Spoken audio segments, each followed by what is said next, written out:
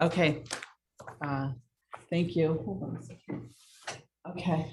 Good afternoon, everyone, and welcome to the joint meeting of the Santa Clara City Council and authorities concurrent with the Stadium Authority. Roll call, please, Assistant City Clerk. Councilmember Board Member Watanabe, Here. Vice Mayor Vice Chair Shahal, Present. Councilmember Board Member Hardy, Present. Councilmember Board Member Park, Here. Councilmember Board Member Jane, Here. Councilmember Board Member Becker, Here. Mayor and Chair Gilmore. Here. Thank you. All right, thank you. We have one item on closed session, public employee appointment. Do we have any member of the public that wants to speak on the item in closed session? I don't see any hands, Mayor. Okay, thank you. We will adjourn to closed session and we will be back at 6 o'clock. I know we have some time sensitive items at 6. So thank you very much and we'll see you back at 6 p.m.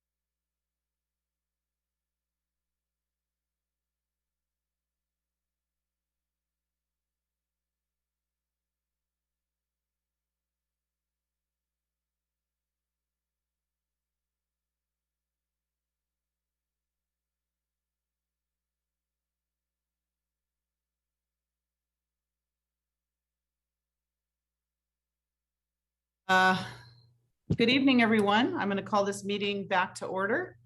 The Joint City Council Stadium Authority regular meeting. Could you please stand for the Pledge of Allegiance and remain standing for our statement of values? I pledge allegiance to the flag of the United States of America and to the republic for which it stands, one nation, under God, indivisible, with liberty and justice for all.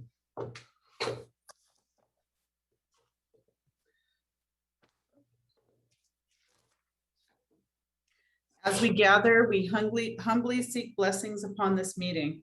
May we act with strength, courage, and will to perform our obligations and duties to our people with justice to all. Let us seek wisdom so that we may act in the best interest of our people, our neighbors, and our country. All this we ask so that we may serve our community with fairness and respect, putting their needs before all. Please be seated. Madam Mayor, may I read the announcement? Yes, please. AB 23 announcement. Members of the Santa Clara Stadium Authority, Sports and Open Space Authority, and Housing Authority are entitled to receive $30 for each attended meeting. Statement of behavioral standards. The City of Santa Clara has adopted a code of ethics and values and behavioral standards for public meetings to promote and maintain the highest levels of conduct. This includes mutual respect, robust discussion, and allowing city business to be done in an efficient and consistent manner. Please note that as a presiding officer, the mayor's and chair's direction in matters of process and decorum should be followed, and that use of the gavel indicates all conversations must conclude and everyone in attendance should come to order and attention. Welcome and thank you for your participation. Thank you, Assistant City Clerk. I also want to say, make some statements. Good afternoon and welcome. For today's meeting, the city continues to use a Zoom feature to allow public participation from the safety of your home or office. Members of the public can join via the link and or call into the Zoom meeting displayed on the screen now. If you would like to speak on an agenda item or during public presentations, please raise your hand on the Zoom application or press *9 on your phone. Please only raise your hand while the item you're seeking to speak on is being presented. Staff will enter your name and the last 4 digits of your phone number, and I will call on you to speak. As a friendly reminder, members of the public have 2 minutes to speak on an agenda item and 3 minutes on public presentations, and those are topics not on the agenda. Prior to each agenda item, staff will lower each hand to ensure that members of the public are requesting to speak under the appropriate agenda item. You may also submit your comments on the e-comment feature available on the Santa Clara Legistar page or via public.comment@santaclaraca.gov, and the comments will be read into the record. So now let's move on to the City Council agenda. The first we have is reports of action taken in closed session, and the City Council did not take any action in closed session. Next, we have continuances, exceptions, and reconsiderations. Do we have any from the City Council, first of all, or staff? Okay, members of the public. Do we have any? Let me see. I've got to change my view here so I can see. We have one hand up, Mayor David Donaldson. Okay, David, go ahead.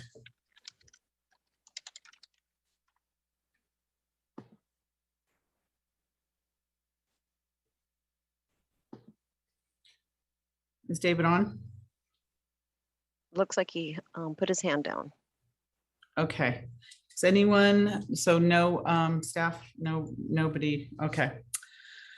Which leads us to our special orders of business. The first special order of business this evening, we have representatives from Relay for Life, which will be giving a presentation on their work for the upcoming hybrid Santa Clara Relay for Life event on October 1st and 2nd. They will also be sharing the mission of the American Cancer Society and Relay for Life, the recent history of Santa Clara Relay, and their annual goals for this year. I'd like to turn the floor over now to Jonathan O. and Stacy Souza from the Santa Clara Relay for Life team. So I hope they're both on with us this evening. Yes, can you hear me? Yes, I hear you, Jonathan. Go ahead. All right, thank you very much. So I'm part of the leadership team for the Relay for Life event for Santa Clara, but this year is on October 1st and 2nd. Today I want to talk about, I'm sorry, I'm here in the back, the audio. Today I want to talk about what the Relay for Life is, why I'm involved, and provide information to you on how you can get involved if you so choose to do so. Next slide, please. So, what is the Relay for Life? It is the American Cancer Society and the world's largest fundraising event to help save lives from cancer.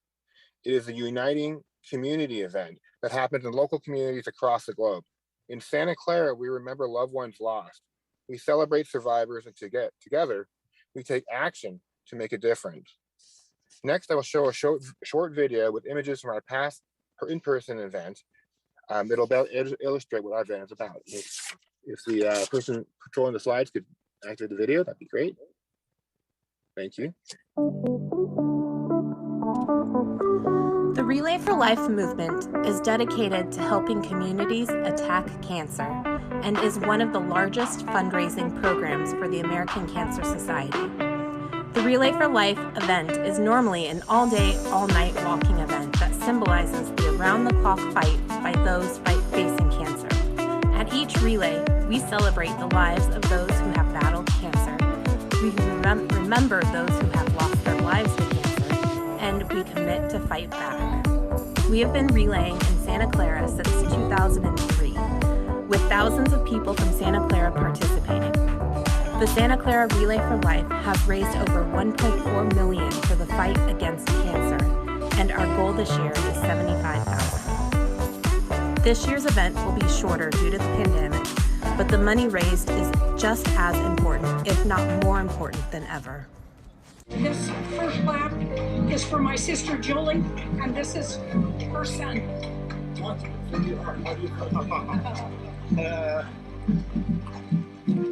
Dismiss.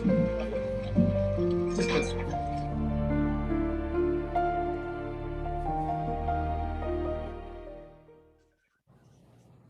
Hi, my name is Stacy Souza, and I am one of the co-chairs for this year's Relay for Life of Santa Clara. To continue the success of the Relay for Life of Santa Clara and meet this year's fundraising goals, we need your help. We ask local businesses to consider becoming a sponsor. We have various levels of sponsorship tailored to fit your business. We are always looking for relay teams. Relay teams are the heart and blood of our event. Please consider forming a team within your business and/or customer base and join us on October 2nd for the fun as well as the fundraising before. Lastly, we need to get the word out. Many people in our community have been touched by cancer and are always looking for an opportunity to end it and get involved. Please consider promoting Relay for Life via your social media presence and/or in your physical locations. To get involved, you can reach out to us via email or go to our event page. Thank you for your time.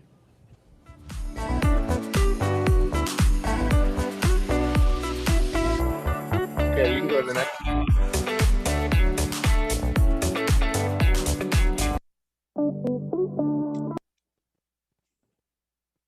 Thank you. Oh yeah, there we go. First off, thanks for watching that video. Now I'm going to talk a little bit about Santa Clara community involvement with our event. So in 2019, we had 54 teams involved, 421 participants and over 94 cancer survivors. We also raised over $125,000 to help fight cancer. Now in 2020, due to COVID, we did a virtual event and we worked hard to raise as much as we could, but it was not the same and the enthusiasm wasn't the same. But we're hoping that 2021 will turn us back around. Next slide. This is briefly just some of our sponsors that we're working with. The top level are our actual event sponsors, and the bottom two rows are some of the fundraising partners that we've been working with. And in fact, we're talking to you today out in front of Rita's in Santa Clara. Next slide, please. So now that I've shown you what the Relay for Life event is about, I want to talk about why I hope you'll get involved. Cancer is something we simply cannot ignore. 1 in 3 women and 1 in 2 men will get cancer in their lifetime. It is likely that many of you listening today have been personally affected by this disease or know someone that has. Next slide.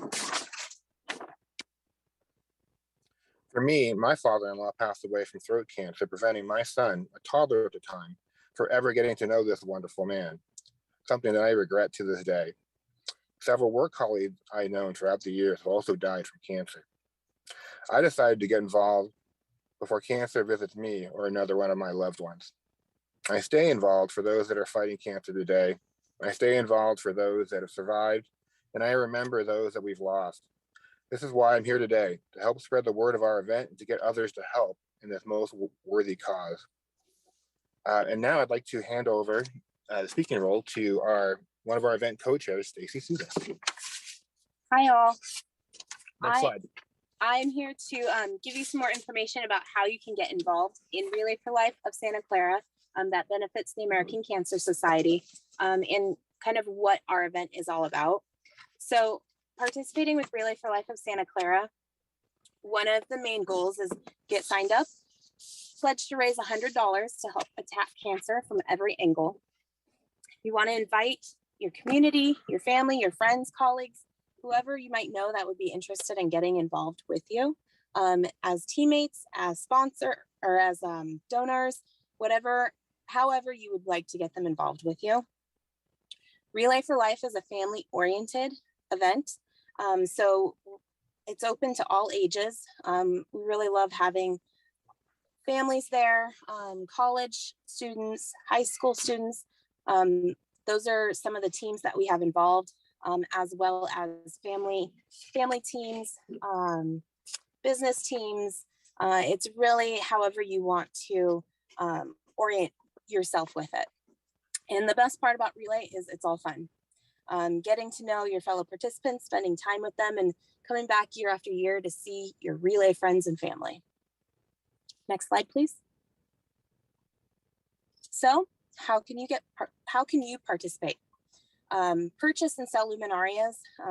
Luminarias is something that you saw in some of the earlier slides. They're bags that are in honor of, in memory of, or in support of someone that you know who has cancer, that you've lost to cancer, or who is currently fighting cancer. It's a way to honor them as well as fundraise for the event. So that is what we're doing on Friday night, which is our Luminaria at Franklin Square Mall. And the luminarias will be lined along the businesses there. Also, getting a team together and participating is a great way to get involved, as well as fundraise for the American Cancer Society. You could become a sponsor. We have multiple levels available for any business size that you would be interested in becoming a sponsor as well as volunteering on the leadership team, which is what Jonathan and I do. So we work around the year working on how Relay for Life of Santa Clara can fundraise for the American Cancer Society, along with many others. Next slide, please. All right, so these next couple slides are just kind of a preview of how you can sign up. Super easy. You go to relayforlife.org/SantaClaraCA and click sign up. And this is just kind of a preview of what you see. Next slide, please. Select how to participate and complete your registration. Next slide, please. So next steps, join us. We welcome anyone and everyone to join us, sign up, participate in team fundraising activities like the one we're having today at Rita's in Santa Clara. The day of the event, we do have food and entertainment for participants, as well as survivor and caregiver celebrations. This year, we've changed things up due to the pandemic, so our Luminaria ceremony is actually going to be the night before on October 1st instead of the same day as the event on October 2nd. Next slide, please. Thank you so much for your time. We really appreciate you guys opening up your city council meeting to us to present what Relay for Life is, what it means to us, and why we do this. And we really welcome you all to sign up, fundraise with us, and enjoy the fun of Relay for Life as we support a cause that is very near and dear to so many of us. Thank you. I first want to say thank you to Stacy, Samantha, and Jonathan for taking a leadership role on this. This is a this is a lot of work and a big event, and it's a big event for Santa Clara. I was so sorry we didn't have it last year. I saw it just growing bigger and bigger every year. We even had a mayor and council team that included some of our firefighters in 2019, and I'm hoping we need to regroup now that you're having it in person and get out. Yeah, we welcome again. you guys to come back. Yeah, we need to get there and support, because it's all of us. Everyone. I'd be surprised if somebody didn't know someone that was, struck with cancer in any way, shape, or form. Everyone's family's been affected. This is something that touches all of us. And when you see the community come together, it's so emotional, and the speakers are fabulous that you have. What's different this year is that the Luminaria ceremony is in the Franklin Square and it's not on the site. So I think people need to know that we might get a lot more people to come if they know that. So I think we all have to get that out in our social media. And thank you to Rita, is my favorite storm there all the time. And I would be there tonight if I wasn't at this darn council meeting to support the fundraising for this event. It touches everyone, and we all need to rally around this and support this. And I will be there. So thank you so much for bringing this forward. Councilmember Hardy, you have your hand up. I was going to say, in the past, we have put together a council team, and I'd like to say I'm in if we're going to do that, and I think we should. All right, very good. Thank you, Councilmember Hardy. Councilmember Becker. Thank you, Mayor. Thank you, Stacy, Jonathan. Thank you for all your work and efforts. And I would like to be part of that team. Just 2 days ago, I not celebrated, but it was the 7th anniversary of my father's passing. He died from cancer 7 years ago, liver cancer. So, we need to do whatever we can to help solve this problem. And I will be there to help everyone in that process too. So thank you. Thank you. And again, thank you for bringing this to our attention. Everybody get out there. We all need to help, and we all need to support. Vice Mayor Chahal. Thank you, Mayor. Thank you, Stacy. Thank you, Jonathan, for arranging this thing, and especially during this pandemic. It means a lot.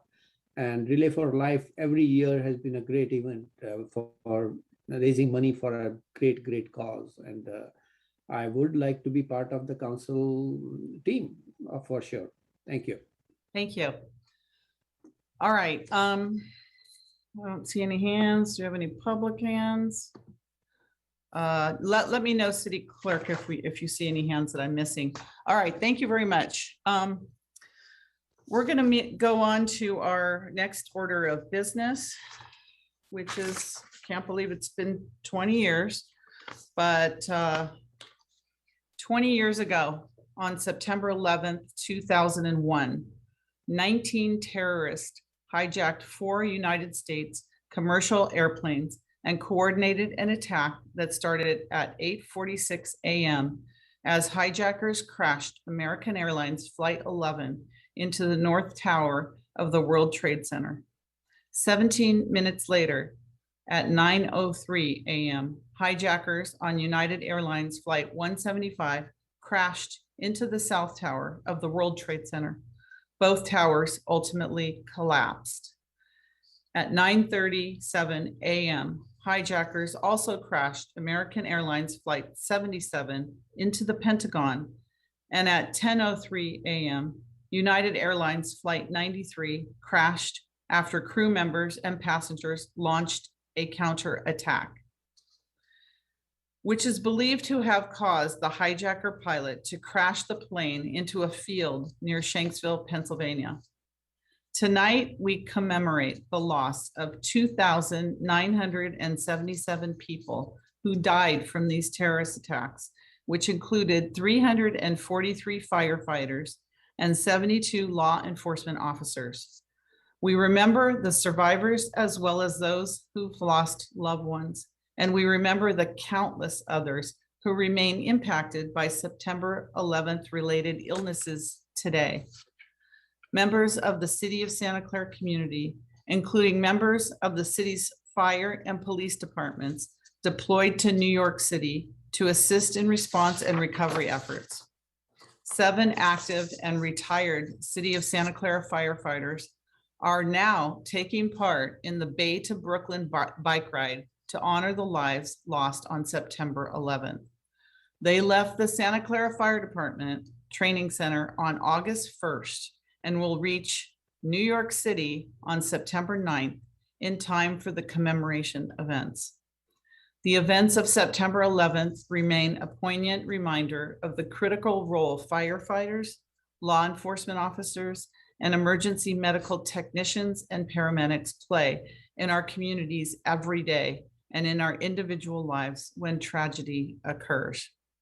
At this time, I would like to ask our community to join me in a moment of silence in memory of the lives lost on that tragic day 20 years ago.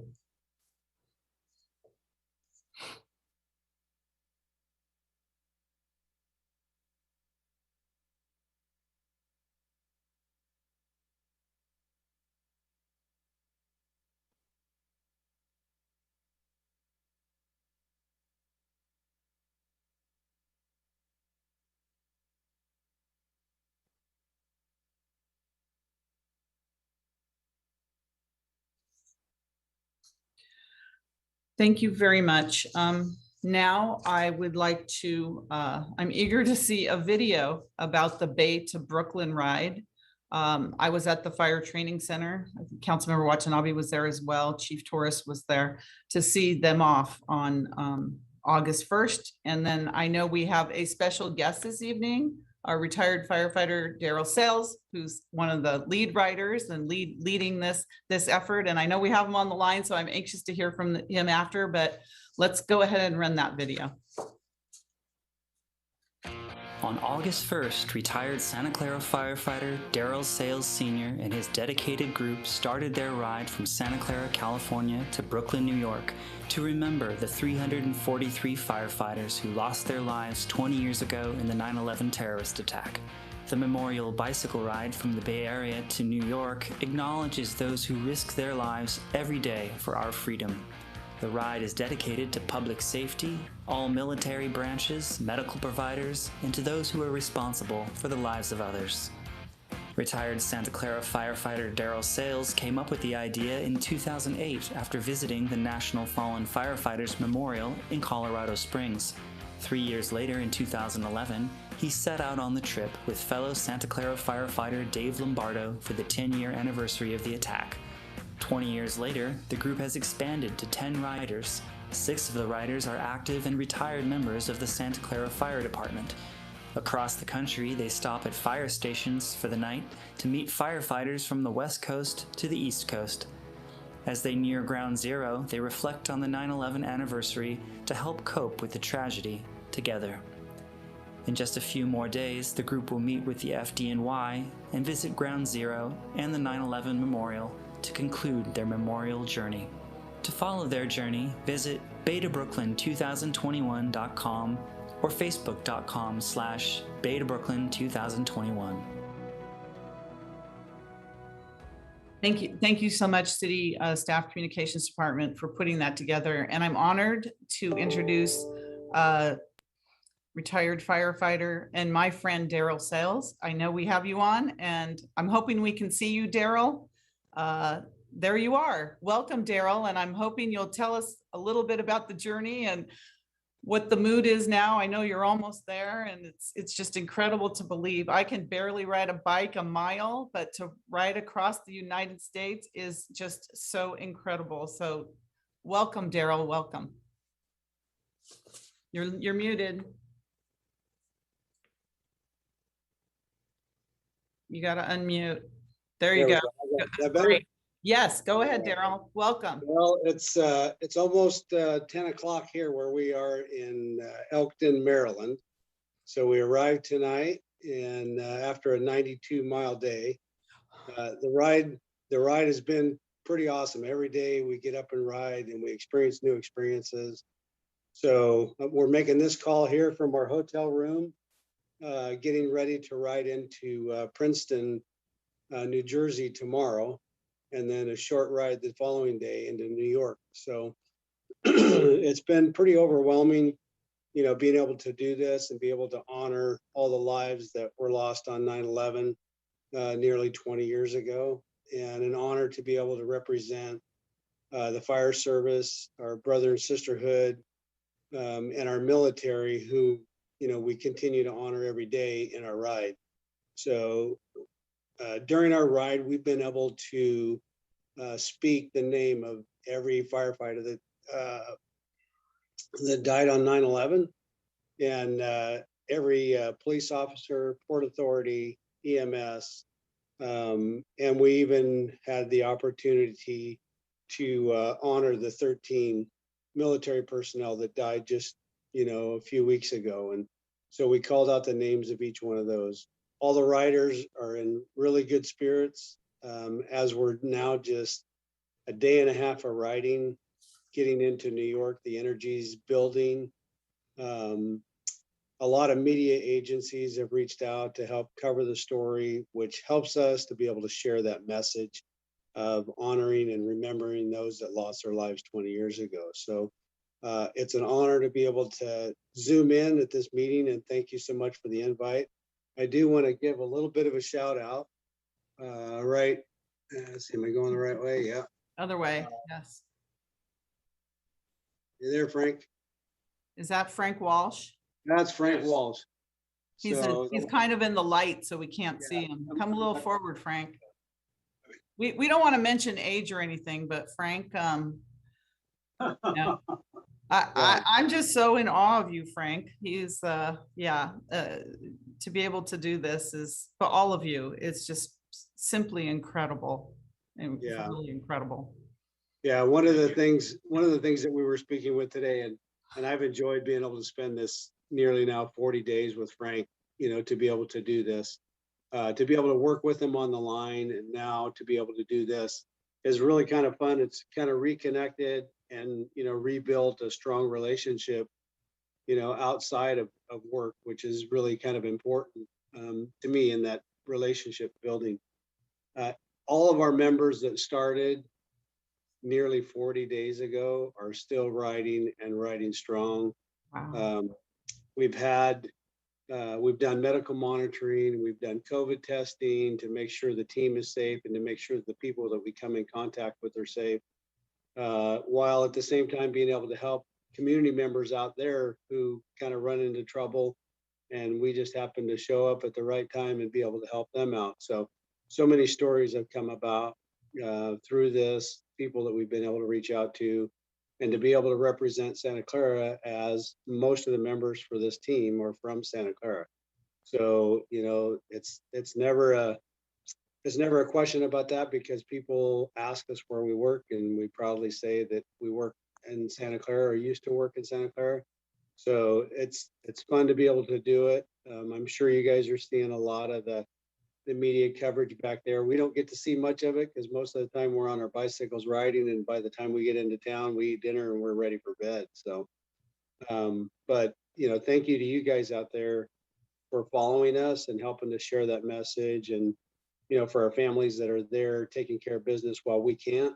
We really appreciate that. So, I have to say, both you, Daryl Sales, and Frank Walsh, you not only had given your life to our Santa Clara Fire Department, but you've raised your families in Santa Clara as well, and continue to show us such wonderful examples of dedication and loyalty, not only to our city, but to your profession and to the fallen firefighters for this. I mean, I just, words don't describe what you're doing. I can't even describe what you're doing, but I know that we're all following you. We're with you, I would say, every roll of the way, but none of us can believe that you physically are able to do this 10 years ago. And even now you're doing it, 20 years later. It's just incredible, such a physical feat, but it just shows how much you care, how much you love, and how much you believe in supporting and never forgetting, allowing us to never forget what happened 20 years ago. I think that is important. And we look forward, you're honoring the fallen. We want to honor you when you come back to Santa Clara, all of you, and really express our appreciation, because we're with you every step of the way. So thank you, thank you, thank you, thank you. on behalf of the city of Santa Clara for what you're doing and what you're representing. And I have quite a few hands up, if you can imagine.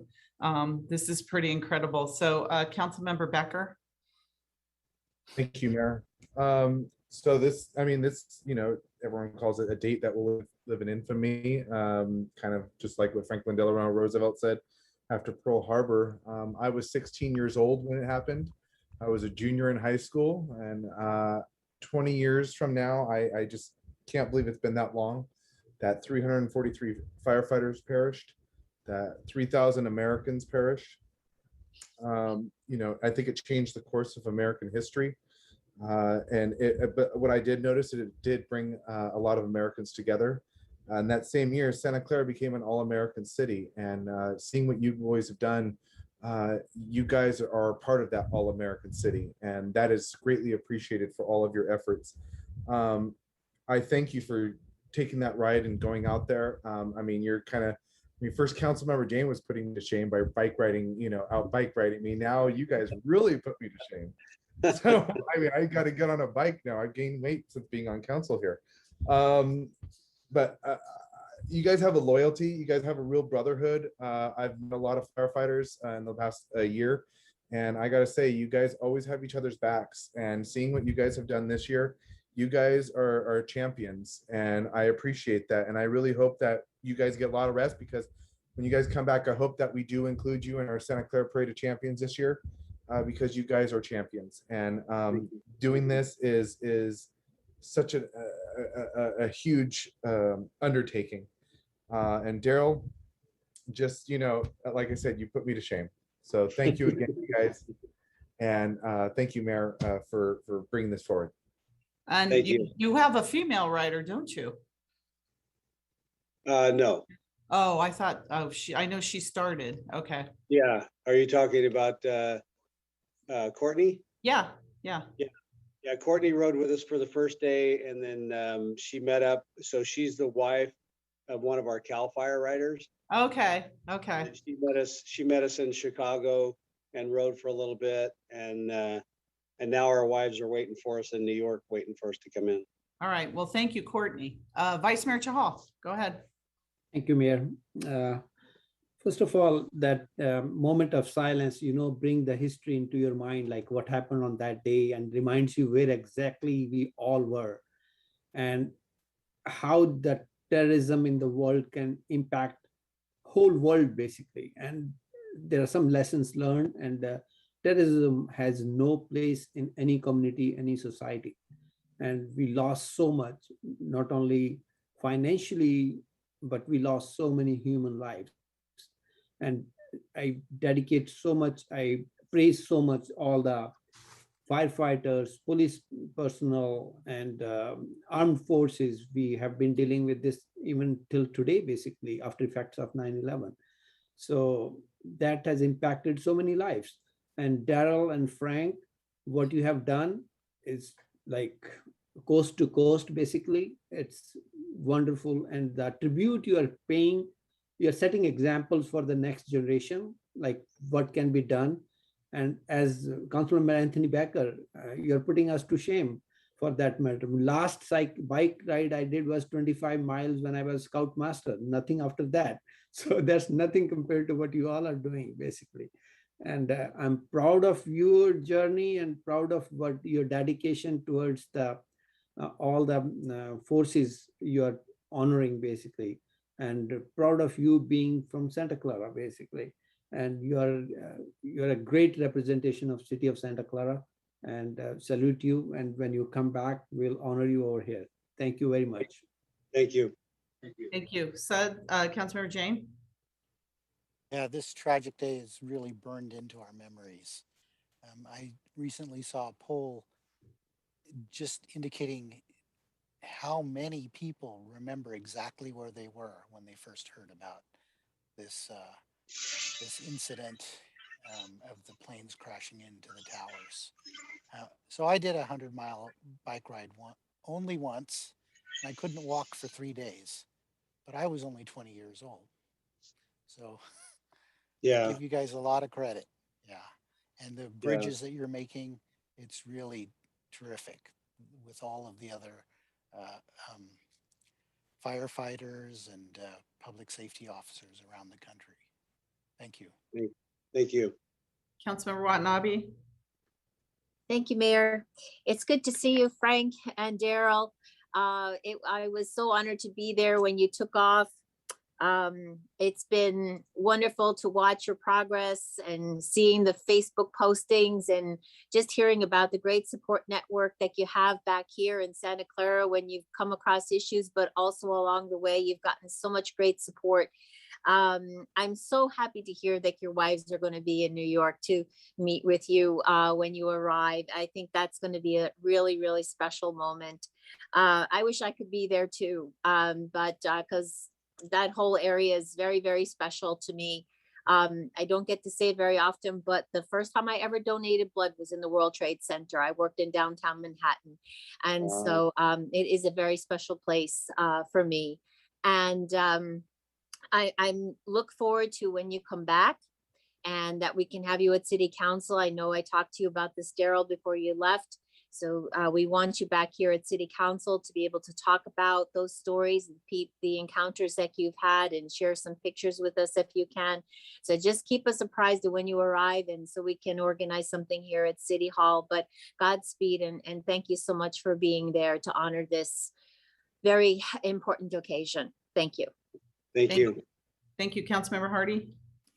I will say I've had the honor of going to Ground Zero Memorial. Sorry, it was sobering, to say the least. I will never forget it. I appreciate what you're doing. I'm excited for you. And you are flying back, right? No, both Frank and I are responsible for the vehicles, and I'll have all the equipment that we've been packing around for the last 40 days, bringing that back. So it'll be a couple of weeks before we get back home. Okay, but you're not riding back. We are not riding our bicycles. Okay, good. That's correct. But thank you for honoring Santa Clara and honoring the firefighters and all that we lost. Thank you. You're very welcome. Thank you for sharing. Councilmember Park. Yes, thank you very much for what you're doing. I remember exactly where I was on 9/11, which is I'd stayed up all night preparing for a meeting that day. And I heard it almost live listening to the radio while I was working. And it was really early, and I almost thought it was a radio show, because even though it was on the radio, it just felt like chaos. It was clear that people on the radio didn't know what to do. The towers had not fallen yet, but I had to leave for work, so I wanted to get there a little early. And I remember driving into work on empty streets and a mostly empty workplace. And unfortunately, I didn't really talk to people because I was preparing for this meeting. And we had the meeting, and that's when I learned the full extent that the towers had fallen. And it was kind of shock. And every year I think about that. Every year I think about what I would have done if I weren't, so artificially busy. And every year I think about what I could do. And here you are doing something about it and raising awareness and giving us an opportunity to remember what happened and to get something positive out of this. I appreciate Councilmember Hardy's question on how you'll get back, because the first thing I thought was, wow, you've got a long trip ahead of you on the way back as well. So I know that when you get to New York, you'll have a well-deserved rest. Thank you very much for the opportunity to memorialize this event and to talk positively about this, and stay safe. I commend all of you and the efforts of all the people all around the nation. Thank you. Thank you. Thank you. So thank you, Daryl and Frank. Thank you for joining us tonight for this. It made it very, very special to have you here. I know it took a village to get this going for you, and I know you had a support team, and I don't know if Kent Clerk's with you, or I know you have support staff as well from Santa Clara. I don't, yeah. So yeah, some of the, and I wanted to just say thank you for that video. Great job of putting it together. Some of the video and the pictures came from retired driver engineer Pat Howard. So he's one of our drivers and our official photographer, and we've kept him really busy. And he's always got a camera in his hand, whether that's for our team or for somebody in the community that wants a picture with us.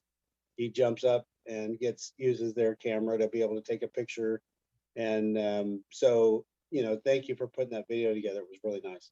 And thank you for sharing them all on Facebook. And I know there's a place there to financially support if anybody wants to donate. I think it's a great cause, because I know a lot of this came out of your own personal pockets to pay for this, and it's an expensive venture, but I know you're doing it from the heart. So anyone that can support this as well. And lastly, I want to say, I know you're meeting your wives there, but I want to thank Stephanie Sales, your wife, for arranging this to have you here this evening, to be a part of our recognizing and remembering 9/11. I think having you here, you're the living part of what happened 20 years ago. You're still keeping it alive for us.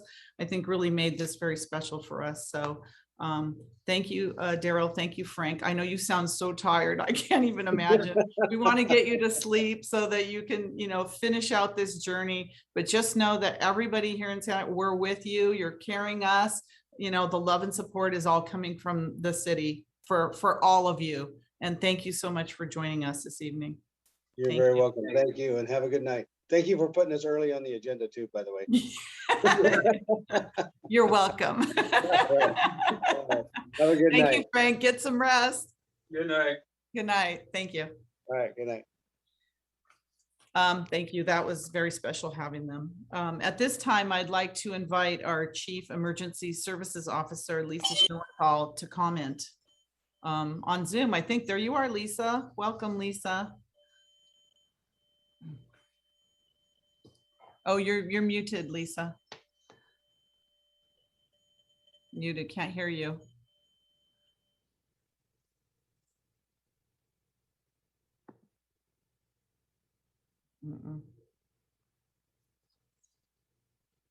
I don't know what it is. Do we know, Nora, why we can't hear her?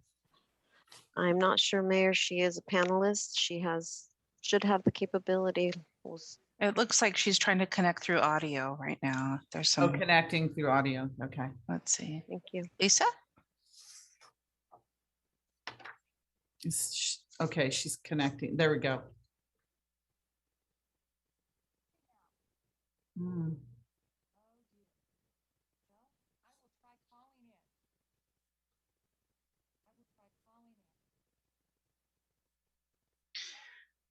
Maybe. Mayor, should we move to the next and allow Lisa to disconnect and reconnect?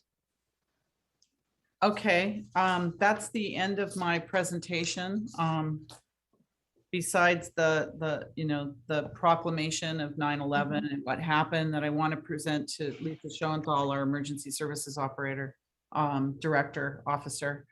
But I also know that she was going to tell us that the public is invited to the 20th anniversary remembrance ceremony here, and it's Saturday, September 11th at 6:59 a.m., 6:59 a.m. This Saturday here at City Hall, and it's in our quad area where the flags are, right here outside the council chambers. The time is chosen to correspond with when the South Tower of the World Trade Center collapsed. And Chief Ruben Torres is initiating this annual remembrance ceremony. He did it a couple of years ago when it was his first year in the fire department, and we will give at that time the proclamation to the Chief Torres in the fire department. And I think that's what Lisa was going to say, as she's nodding yes. Okay, good. So if anyone in the public would like to join us for this very solemn ceremony, 6:59 this Saturday here at City Hall. And that's all I have. City Manager, did you have anything else you'd like to say? Anything, City Manager? No, Mayor. It seems like there's been a lot said and all very appropriate. Okay, thank you very much. All right, that's a tough one. Okay, next item, special order of business.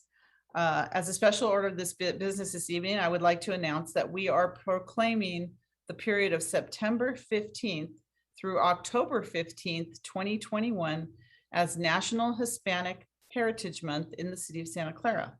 National Hispanic Heritage Month celebrates the cultures and contributions of Americans whose ancestors came from Spain, Mexico, the Caribbean, and Central and South America, honoring them for their many social, cultural, and economic contributions to our city, state, and across the country.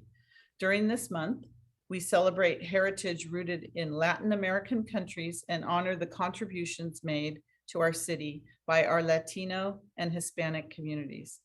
We have this evening, I hope, I haven't seen her yet, Diana Zamora Mariquin, who serves also on our city's task force on diversity, equity, and inclusion. Are you here with us, Diana? Madam Mayor, she's not on. She attendee? She's not on the By attendees. chance? Okay. You know what? We're just going to set this aside, and I'm hoping I see her. I want to be able to give her an opportunity to speak when she comes back. But in recognition of Hispanic Heritage Month, I would like to present the city proclamation here for Diana to accept when we either hear from her or we will see Diana on behalf of the city of Santa Clara. Okay, Councilmember Hardy, your hand's up. Quiero agradecer a todos en la comunidad hispana por sus maravillosas contribuciones a la ciudad de Santa Clara. What I said is I want to thank everyone in the Hispanic community for their wonderful contributions to the city of Santa Clara. Thank you. Thank you, Councilmember Hardy. Okay, we are moving on now, and City Clerk, if you let me know if Diana actually pops in so that I can give her an opportunity to speak. All right, next we have the consent calendar. All items are approved with one motion unless items are pulled from this consent calendar for discussion. Councilmember James. Yes, Mayor, I'd like to pull 3 items, items 3C, 3G, and 3H, please. Okay, I'm going to say what those items are in case people were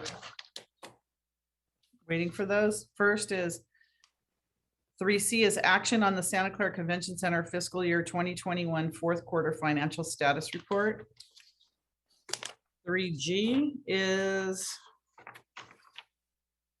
action on amendment number 2 to the agreement for design services with Balecki and Associates, Inc. and associated budget amendment for the Loyalton and Benicia properties. And 3H, action on amendment number 4 to the agreement for the performance of services with Wilson, Earring and Associates for noise monitoring services at Levi Stadium. Councilmember Becker. Thank you, Mayor. Yeah, Councilmember Jane beat me to the punch again. He pulled G and H. I was going to pull G and H as well, but I was looking at pulling in 3J and 3D. 3J and 3D. Yes. Thank you, Mayor. 3D is action on appropriation of funds from the Silicon Valley Central Chamber of Commerce and related budget amendment. And 3J. My apologies. I don't need 3D anymore. My apologies. 3J is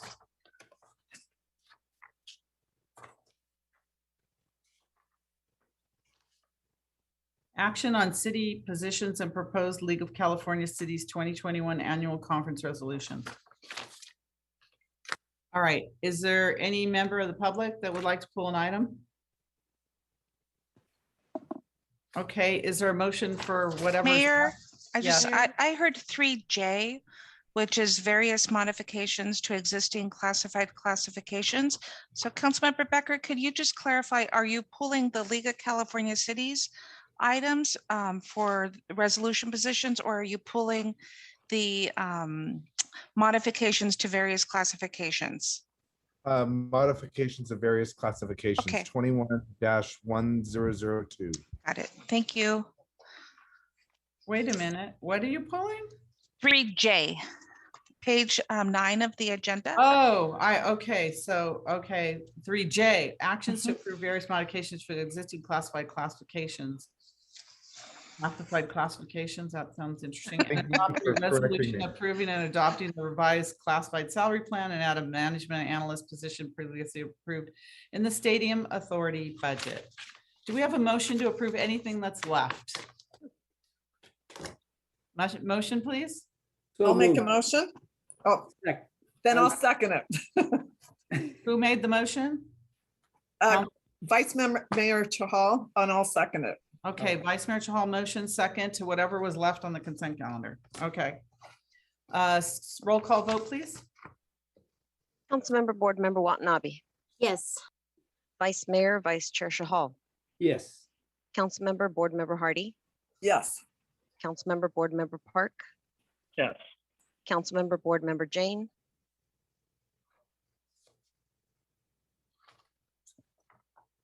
Councilmember Board Member Jane, So, can you not hear me? I can hear you now. Oh, Please I don't cast your know vote. why it cut out. Yes. Thank you. Councilmember Board Member Becker, Yes. Mayor Chair Gilmore. Yes, Thank you. that passes unanimously. Public presentations. Do we have any member of the public that would like to? Oh, can I go back? I see Diana Zamora Marquin. I see her there now. Diana, thank you for joining us. I wanted to give you an opportunity before we go to public presentations to talk about National Hispanic Heritage Month. Are you moving her over? Yes, she should be moved over. Okay, very good. I see her now. I see her name.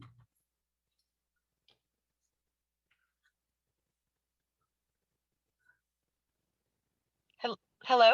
Yes, Diana. Hi. Hi. My apologies. I've been having internet and computer issues on my end, so I apologize for that. No, we only missed you by just about 5 minutes. So I talked about the National Hispanic Heritage Month and the importance of it. And we were hoping to get a few words from you about that. So Yes, absolutely. great. All right. Sorry, I had to also move to my car because everything is not working in my home. So is it okay if I just go ahead and Yes, start? please. Great, okay. Well, I just first and foremost, really wanted to thank the mayor and the council for this opportunity. There are many Hispanics from all different backgrounds in Santa Clara County and in the city of Santa Clara.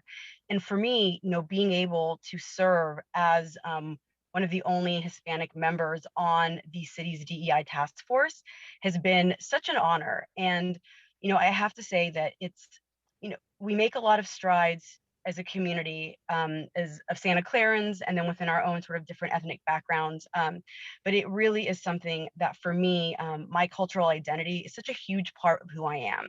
The food, the language, my family, and being able to share that with others.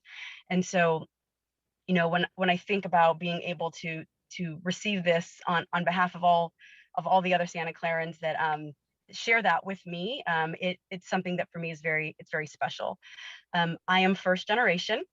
Both my parents were born in Mexico.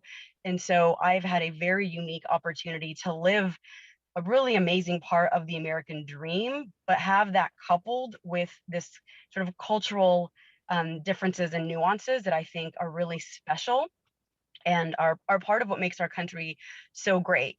And so for me, again, it is an honor to be able to accept this. I really thank the mayor and the council for promoting this and highlighting this, and for really welcoming me and letting me be an active part of the community and share my cultural identity as just one piece of who I am, so that we can all grow and learn from each other and become even stronger. So thank you so much for the opportunity. And again, I apologize for being a little late, but this is wonderful, and it means a lot to me and to everyone else that shares my cultural identity. Great. Thank you, Diana. And here it is. This is what we're going to be presenting to you. I'll make sure I get it to you. And I also want to thank you for agreeing to step up and be one of the original members of the task force on diversity, equity, and inclusion. I know that your voice is so important on that committee and so important, and your representation is so important. So thank you again, not only for what you do but for our Hispanic community, but what you do for our city is just incredible, and the way you represent so wonderfully, beautifully, and intelligently. So thank you, Diana. Vice Mayor Chahal, you have some comments? Thank you, Mayor. Yeah, I do. Sorry, Councilmember Karen Hardy, I can't speak Spanish like you, but I would like to thank Diana for, we all believe in unity in diversity and cultural diversity, food, and we all bring different pieces of puzzle and make this a beautiful community, basically. And that's what we are here for. And all cultures are to be well respected. And I'm proud of my community, and I'm proud you're getting this recognition today for that. And I'm proud of the contributions from the Hispanic community to the Bay Area, to the United States, and to our greatest contribution towards the farming community we have over here. Thank you very much. Bye. City Manager Santana. I want to take a moment of opportunity to just thank the city organization, and particularly Julie Minot, who remembered last year as we were starting with our diversity, equity, and inclusion, that I mentioned out loud that in the time that I had been here, this had not happened. And so she noted it and advanced it. And so I just want to acknowledge her contributions to helping the city recognize 20% of its population. I would also be remiss in saying that while Diana mentions that there's underrepresentation or for Latinos, we are fortunate in the city of Santa Clara that we have I'm a Latina, I'm fourth generation, I'm proud to say that.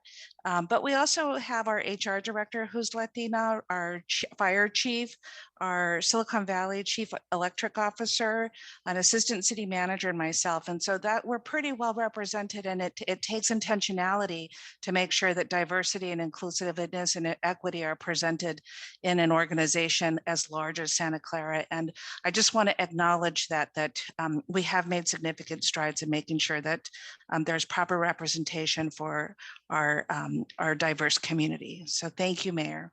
Thank you, City Manager Santana. Councilmember Park. Yes, thank you. I just wanted to appreciate Diana's comments about cultural identity and her work on the DEI task force. I find myself more and more aware of my own culture when I hear the stories of others who are around me, and I really appreciate the pride that they take and the acknowledgement, because that's something that, to be honest, I have often taken for granted. I also wanted to point out that Councilmember Hardy's message in Spanish was probably not an off-the-cuff comment that she put through a translation service. I happen to know that she has been a fairly serious student of the Spanish language for a number of years, and Spanish is something she thinks about and practices on a daily basis. I wanted to note that because she has inspired me similarly to be similarly devoted to learning new languages, and I appreciate the seriousness by which she enacts her own life and the value that she brings to this meeting. Thank you. Okay, thank you, Diana, so much for joining us this evening. And again, I will deliver this personally to you. Then I get to see you too. So thank you very much. Muchísimas gracias. Thank you. Gracias. Thank you. Okay.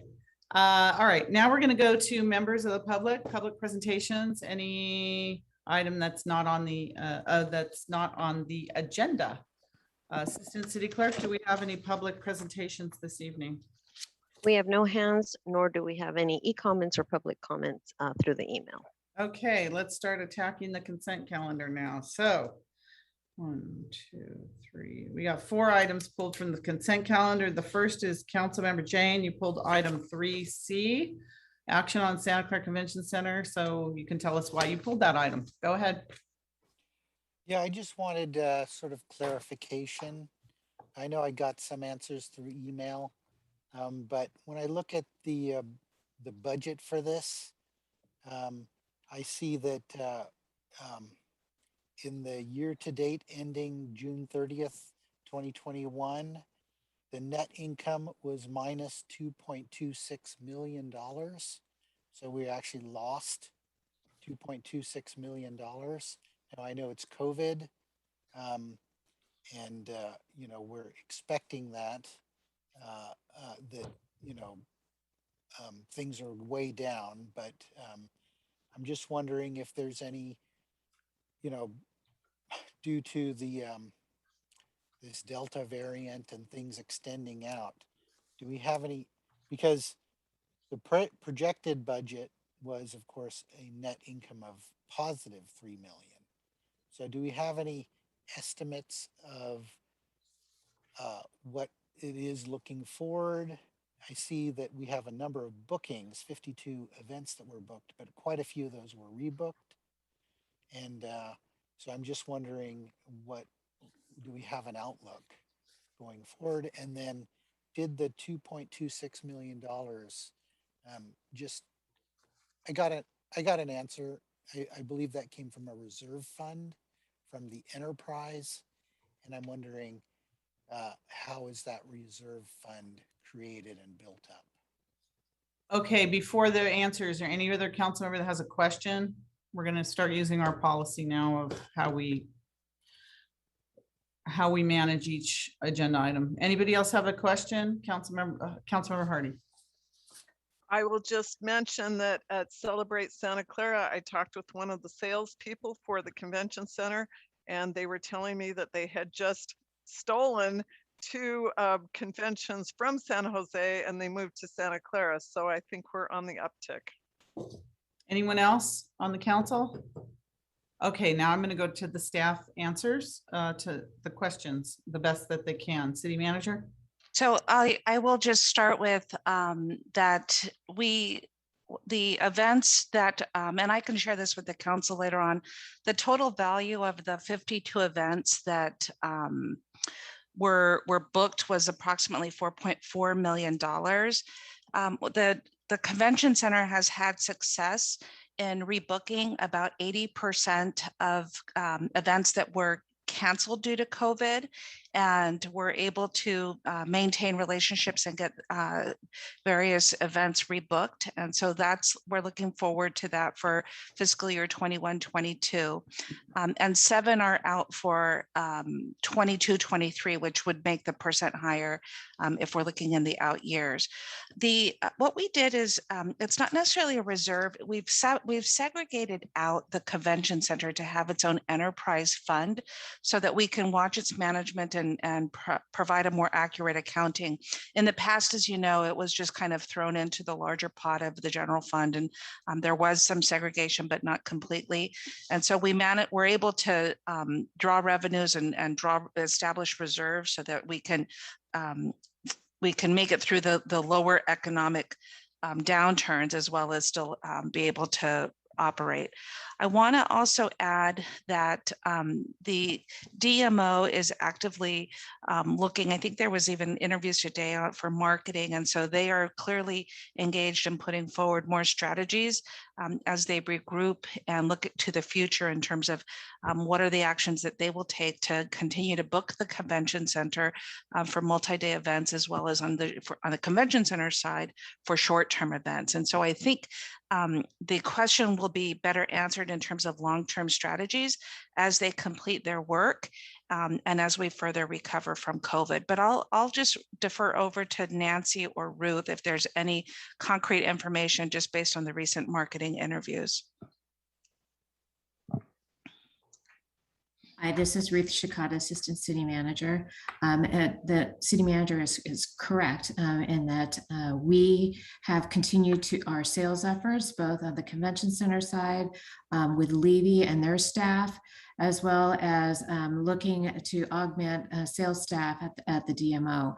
We've been hampered just a little bit because we made a conscious decision to not book at the Convention Center until October for events after October this year in order to work and to complete our facelift in the facility. And so I think that there's been some social media posts about the new carpeting, new painting, and all the changes that we're making in the convention center itself to make it more marketable for the events in the future. So we do look for an uptick in our business. We have not had income because because of COVID and our intentionality of doing the renovations. But we look to see that's a longer term investment and that it'll pay great dividends for us. Thank you. All right, now we're going to go to the public. Does the public have any comments on this? I see none. So we'll go back to the council. You get a time to go through, and then I'd like a motion at some point. Councilmember Watanabe. Thank you, Mayor. Yes, I just wanted to add, along with what Assistant City Manager Ruth Shikata added, at the recent Economic and Development meeting, there was a great presentation by Levy and Spectra and Dan Fenton regarding the updates and the plan that they're putting together along with the DMO in terms of creating a really robust outreach and developing the relationships that they've had in the past and bringing in new ones. And it was really actually very exciting. I hope that they will bring the presentation to City Hall at some point to share with the council. But also I was going to add, I'm glad that Ruth Shikata mentioned this, that the renovations that are currently underway are definitely, holding up being able to have events there, but they have the events booked starting next month, October, and actually quite a few large ones coming up next year. So it's really exciting. It was a really great presentation, and I look forward to when they bring the next report forward. Thank you. Okay, would anyone like to make a motion, please, on this? I'll make a motion to adopt staff recommendation. Is there a second? Okay, we have a motion by Councilmember Watanabe, second by Councilmember Hardy. Is there any other discussion on this? Okay, Assistant City Clerk, please, roll call vote. Councilmember Watanabe. Yes. Vice Mayor Shahal. Yes. Councilmember Hardy. Yes. Councilmember Park. Yes. Councilmember Jane.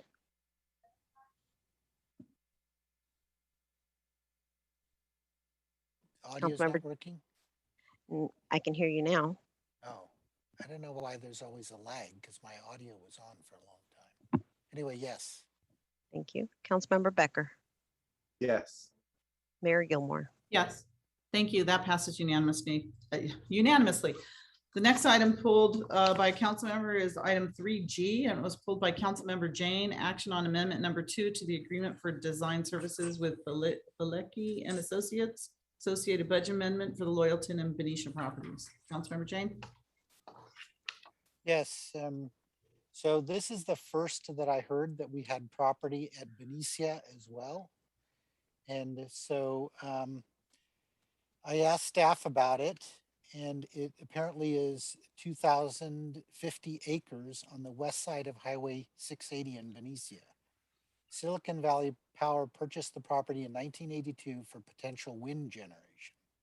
There is potential for wind or solar in the future and an interconnect within reasonable distance. So my question is that, we are currently buying wind power from New Mexico. The Viento Loco project was canceled due to transmission problems, and our Sandy Hill project, while we're still getting our 50 megawatts, but that project was severely curtailed. So my question is, what does it take to move forward on starting to put windmills on that property? Are there environmental regulations that are in the way? And does staff need some sort of direction to start looking at putting windmills there, or even selling the property if it's, valuable in the Bay Area? I imagine it's quite a bit more valuable than Loyalton. So And then, okay, so I have other questions. Get them Shouldn't all the out. staff- Huh? I said, get all your questions out. I am, that's what I'm doing, Mayor, yes. So my next question was that the costs in the report for Loyalton added up to $149,000. That's the aerial survey, hazardous waste assessment, arborist review of trees, and so on. And so, you know, that's just the assessments. Then we have the fence repair costs and the demolition costs, and who knows how much that's going to be, but it could, you know, add up to at least $250,000 in my mind. So my question is, should we even bother to do any of this, or should we try to sell? You know, we need to get a broker. I talked to our city attorney, and we have to, you know, go out for bids and get a broker, and we have to do all of these things to, you know, do this in the proper way to sell Loyalton. And I have expressed in the past that I believe that that is, in my mind, the best option for us is to go out and try to see if we can sell Loyalton. So I know in this response that I got from staff that council could provide direction to have Loyalton reappraised and then, you know, find out if we can sell it. So I'm just trying to figure out what we can do at this time to move forward on at least getting the reappraisal for Loyalton after the fire. So those are my two questions regarding, and then, you know, potentially could we sell it as is and not have to pay any of this money for demolition and surveys and all of that. So, so that's my questions. Thank you. Anyone else have questions or comments? Okay, no, okay, Councilmember Park. Yes, thank you. So I also was a little surprised about the property in Benicia. At the same time, I, you know, feel that we should have a further discussions before we simply decide to sell properties. I don't like selling property unless we can trade for other lands. But I guess my question is, are there any other possible uses for these properties? I mean, we do have a homelessness issue here, and Loyalton seems to be a little less hospitable than Benicia, but I mean, we've got a lot of acres there. Are there alternate uses that we could have that could perhaps solve some of our other problems as well, including things like homelessness, but not restricted to that? Thank you very much. Anyone else? I know maybe the council didn't know about the properties that we own for Silicon Valley Power. But I just want to remind everyone that any money that is generated from sale, and I don't advocate sale of anything, and in fact, our councils for decades have done away with sales of any properties. We either ground lease or we don't. We have a policy of not selling. But if this council decides that they want to sell, I'm reminding you that it's owned by Silicon Valley Power. The money has to stay in Silicon Valley Power. It can't be used for homelessness or other things that normally a general fund would take on. The money has to stay with the utility and it's, you know, the property of the ratepayers. So sorry, Councilmember Park, you went through already. So is there any other council member that hasn't spoken that would like to speak? All right, City Manager, you have a list of questions, or Director Pineda, I don't know who's going to be answering. I'm going to hand it to Manuel, who has his Loyalton blazer on tonight. Can I go to, okay, hands down. Okay, go ahead, Manuel.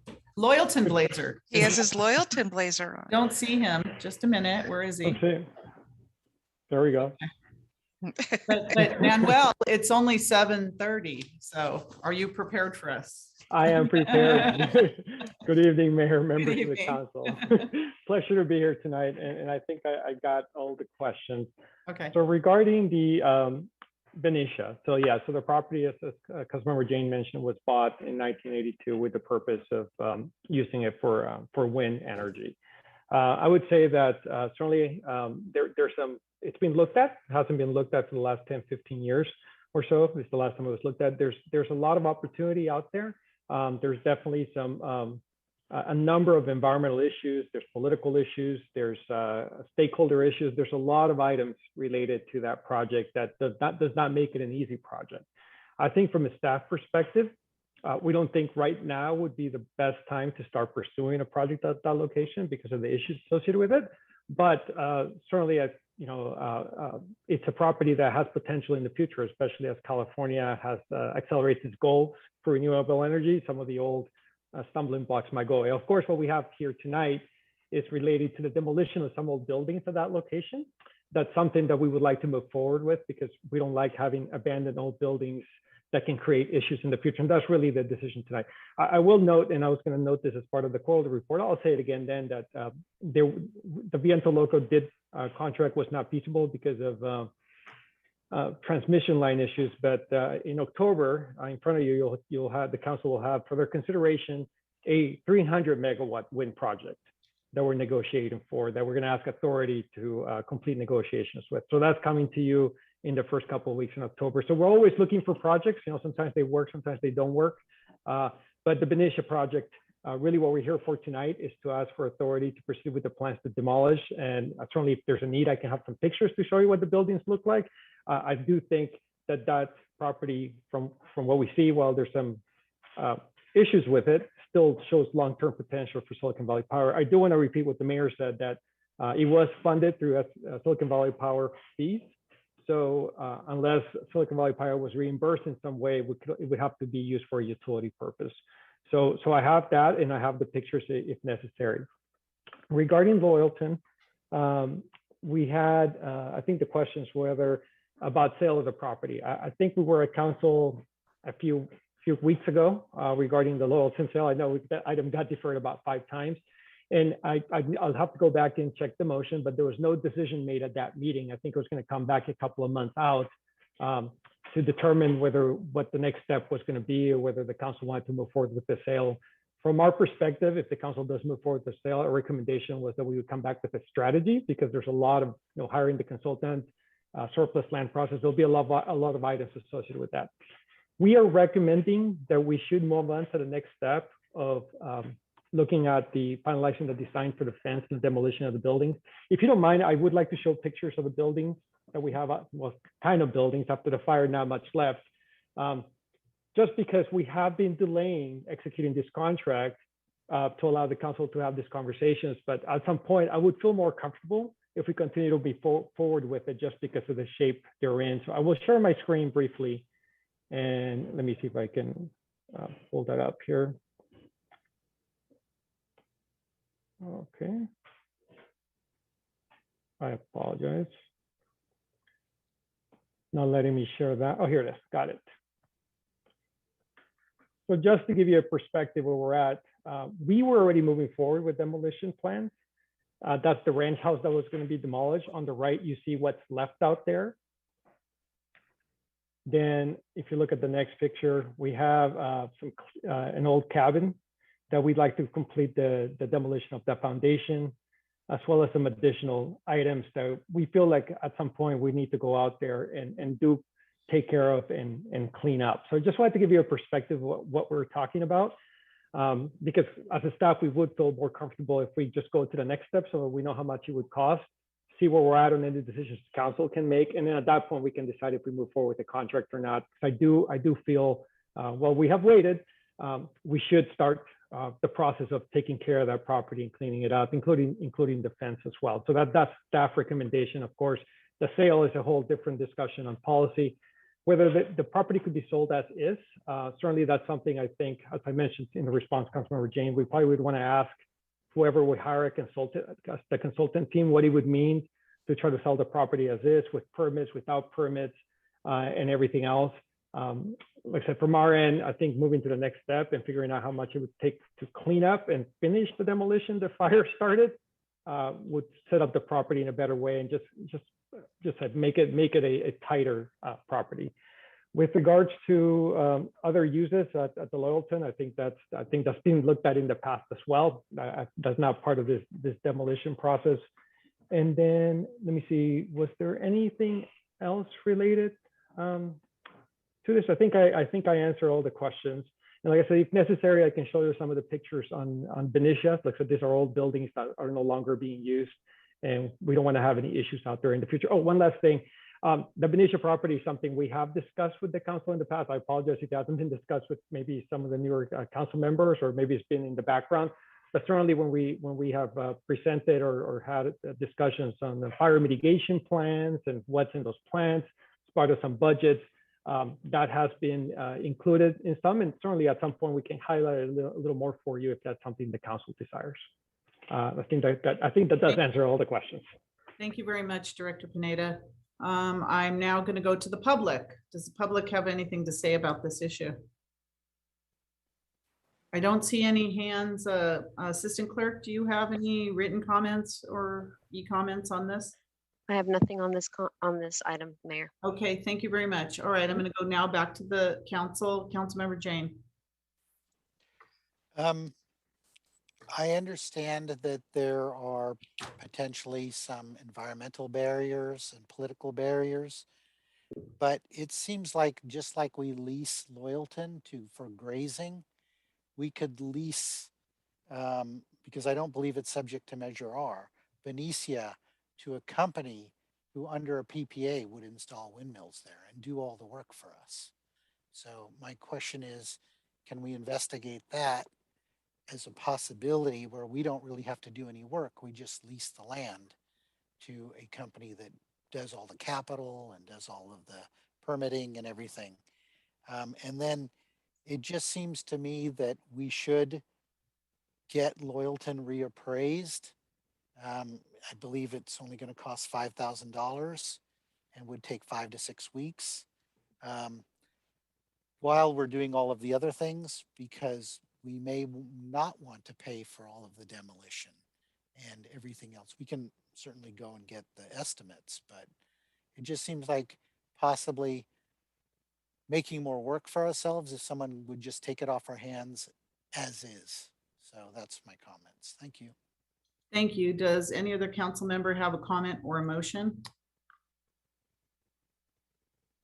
Councilmember Hardy. Yes, well, I'd like to echo what Councilmember Jane said. I can see where Benicia, we may need to take down those buildings, but I'm a little confused why we would want to put money into something that we haven't even had appraised yet. So I don't know if I heard a motion from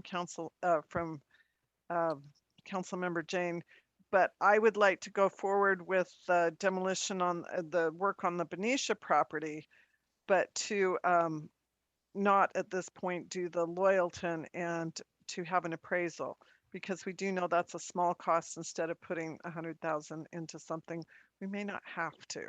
So the motion is to approve the demolition for some of the buildings on the Benicia property and to have an appraisal for the Loyalton.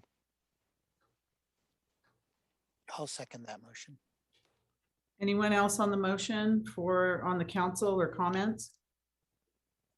Anyone?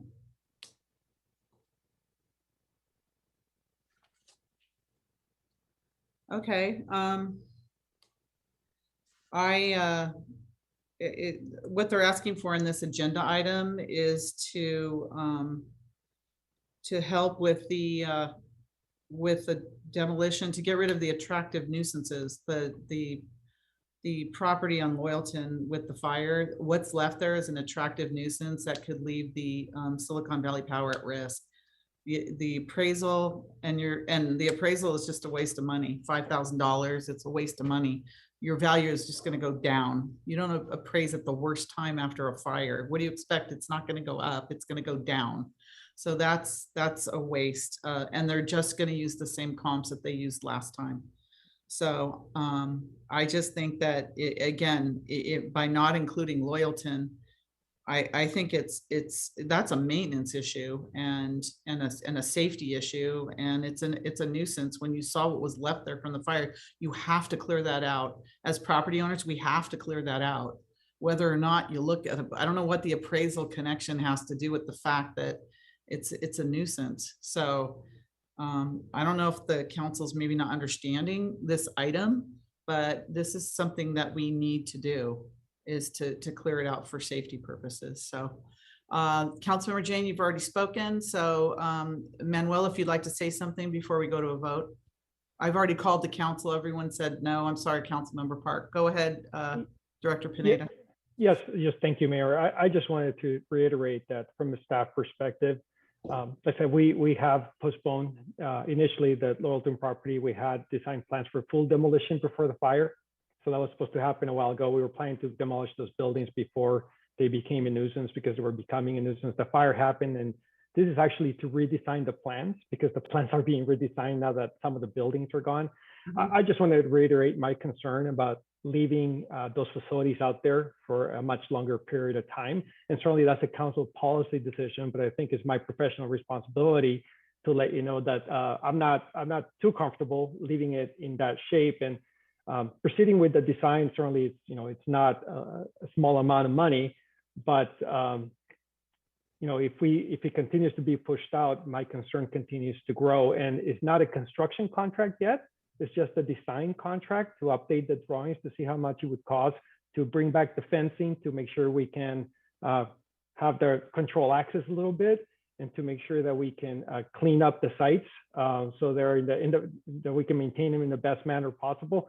So I just wanted to reiterate that from our perspective, we talked internally, we pushed it as far as we could. We know that Loyalton's coming back by a couple more months for you, but we do feel that it would be from a maintenance perspective, from just the site, if we can continue to move forward with cleaning it up at some point, it would be best. But I certainly understand that's a council policy decision if they want to hold off for a number of for some additional months while the discussion on Loyalton continues. Just wanted to reiterate that, because that's why I showed the pictures, because it is in the kind of shape that we're not as comfortable with as we would if the buildings were still standing. Thank you. Thank you. So Assistant City Clerk, could we have a roll call vote, please? And the motion is to include Benicia, not Loyalton, and spend $5,000 for an updated appraisal on Loyalton. And wait, can we take that action? It's not on the agenda on the appraisal, or does it have to be referred? Sue, I think. Deputy, oh my God, Assistant City Attorney. Assistance, yes. Thank you. Attorney. I had to think of what you are. It's that part. Do we refer that part? Is that, I don't know. It's not on the agenda. So. Yeah, the title of the agenda item does not include anything related to the appraisal on Loyalton. And I'm just looking through the RTC to see if there's a discussion of anything to do with the appraisal, and there is not. So while it's not in the recommendation, which is not fatal to taking that action, I would suggest that you do bring back the appraisal item. Okay. Okay, as maker of the motion, I'll take that off and just the Benicia property. Okay, so Benicia, no Loyalton, and that's off. Okay, roll call vote, Assistant City Clerk. I'd like to confirm the motion to the maker of the motion. So this is approval of demolition of buildings on the Benicia property. And we're removing the Loyalton. This item had 3 items. Nothing else is included in this? Well, there's the recommendation. Yes, I should say the recommendation without the Loyalton property. Okay. So 1, 2, and 3, to the extent that they apply to Benicia only. Yes. Okay. All right. Assistant City Clerk, you have that roll call. Excuse me, Madam Mayor. Yes, we've already been through. Just wanted to clarify, it's not the demolition, it's the engineering for the demolition. That is correct. Yes. According to the recommendation that the design services, the agenda item. Yes. Okay. Assistant City Clerk, roll call vote. Yes. Councilmember Watanabe. No. Vice Mayor Shahal. Yes. Councilmember Hardy. Yes. Councilmember Park, Yes. Councilmember Jane, Yes. Councilmember Becker, Yes. Mayor Gilmore. No. So that passes 5-2. All right, the next item that was pulled was, let's see, GH, no, J, okay, we'll do all Janes first. Okay, H, action on amendment number 4 to the agreement for the performance of services with Wilson Earring and Associates for noise monitoring services at Levi Stadium. Should I proceed? You pulled it, so go Okay. ahead. So I have expressed in the past uncomfortableness with the reports that I get from this company. There is just a bunch of spreadsheets with no analysis, and the major cost here is the cost of renting equipment at basically $45,000 a year. So I've been in high tech, and I know we rent equipment, but usually when you rent equipment, the cost of renting is so high that you cover the costs of purchasing within 2 or 3 years when you rent high-tech equipment. So given that we're noise monitoring for the next 30 years, it makes very little sense to me that we continue to rent equipment. And I would prefer that we put in our capital budget the cost of purchasing this equipment and save that cost, since we're going to be doing this for 30 years. And I also am uncomfortable with the reports that I get. So I don't know why we're extending this contract with this company, given that I've had serious issues with their reports. All right, thank you. Vice Mayor Chahal. Thank you. I have also raised some concerns about this thing in the past, and this does not make sense. The objective is not being fulfilled, and the continuous spending on the rentals is not a prudent financial decision. Even if the city wants to monitor it, we can have our own equipment at 4 of these sites. And long term, I don't know how long, because initially we thought it will be only for 1 year, 6, because looking at the bid, they had the option for 6 months, 1 year, and then keep going on to that. So we have to decide as a policy matter, are we trying to continue this thing forever? If we are trying to continue this thing forever, let's come up with another option of getting the equipment of our own versus paying rentals every year, where you amortize the cost will be much higher when we are paying for those equipment. So I do want that. Thank you. Thank you. Anyone else on this? Councilmember Watanabe. Thank you, Mayor. Yes, I've actually appreciated having this, these noise monitoring devices in the area. They've played a very crucial role in monitoring noise, not just with the stadium, but football games, traffic, airplane noise, a whole host of things, and where they are placed are very strategically located. They play an important part in just staying aware of the noise levels in the north side, and also even when and I've mentioned this before, when during the flyovers, the pattern was changed and different flyovers or jets were used, that really created an issue. Having those noise monitors there really played a significant role in making changes and going back to basically the way things were. This equipment plays an important part and have been very beneficial, just for me, even to be able to monitor, but also to the residents as well. So I fully support keeping this recommendation by city staff. Thank you. Thank you. Any other council member? Councilmember Park? Yes, thank you. I do hear the concern about the costs. I will say that as someone who also looks at equipment, that one of the benefits of renting is that, especially if it's a 30-year or a long-term agreement, is that every year you hopefully get updated equipment. And that's something that you can get with renting that you cannot get with a purchase. I mean, purchase tends to lock you into what you purchased, and 10 years later, you've got 10-year-old technology. May not be a bad thing, but again, just a consideration. I would like to know what the cost benefit is. I would like to know if there's a study that's done that goes into what the cost of owning versus the cost of renting, understanding that even rental costs may go up year over year, or the next time things are adjusted.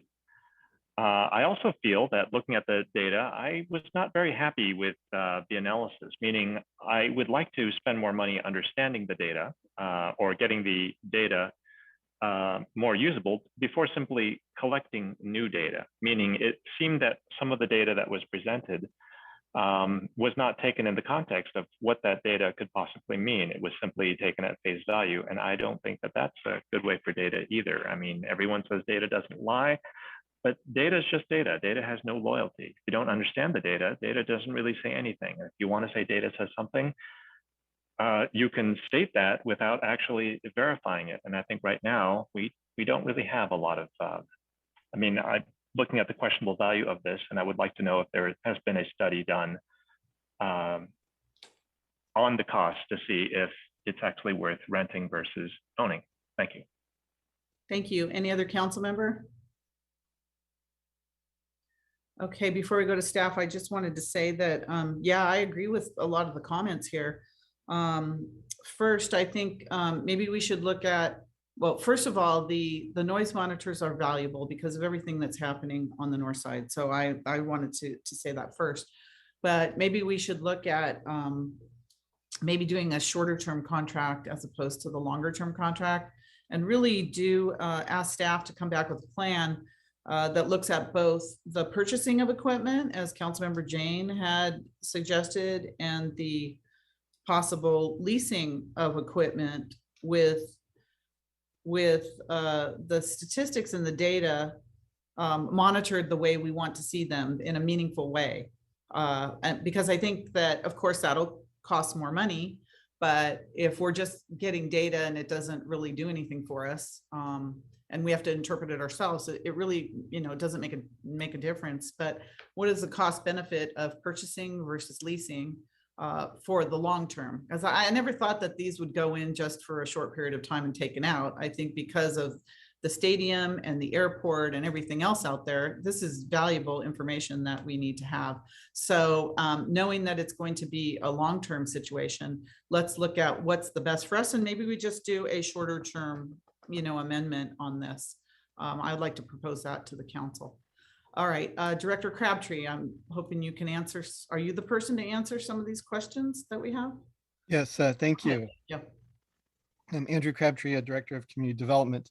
So I just want to first clarify that the contract that we have is very much at our discretion. So when we're in contract at any point, we could direct the consultant to remove the monitors and discontinue the services. And there is a cost associated with that. So it is actually important to have to continue the contract if we want to remove them, so that we can do that under contract. The current contract is set to expire shortly. We have had a study session in the past. It was several years ago. I think that would be something that staff would perhaps recommend the council consider as well, because I think it was helpful having the acoustic engineer noise consultant come and spend some time with the council and discussing what the different tools are that are available. And as well, I know that the consultant has had various recommendations in the past for different types of services they could provide. What we currently have is sort of what we, as it ended up directing them to do. So that's why they're performing that way. So I just wanted to mainly emphasize that we should keep the contract. We would recommend that you go ahead and approve the contract, but then we could certainly shorten it, discontinue it at any point if the council directs us to do so. And the various other options, such as a new RFP, et cetera, staff can pursue as directed by council. Okay, thank you. I'm going to go to the public now. Any member of the public that would like to give their opinion on this? Voter, go ahead, voter.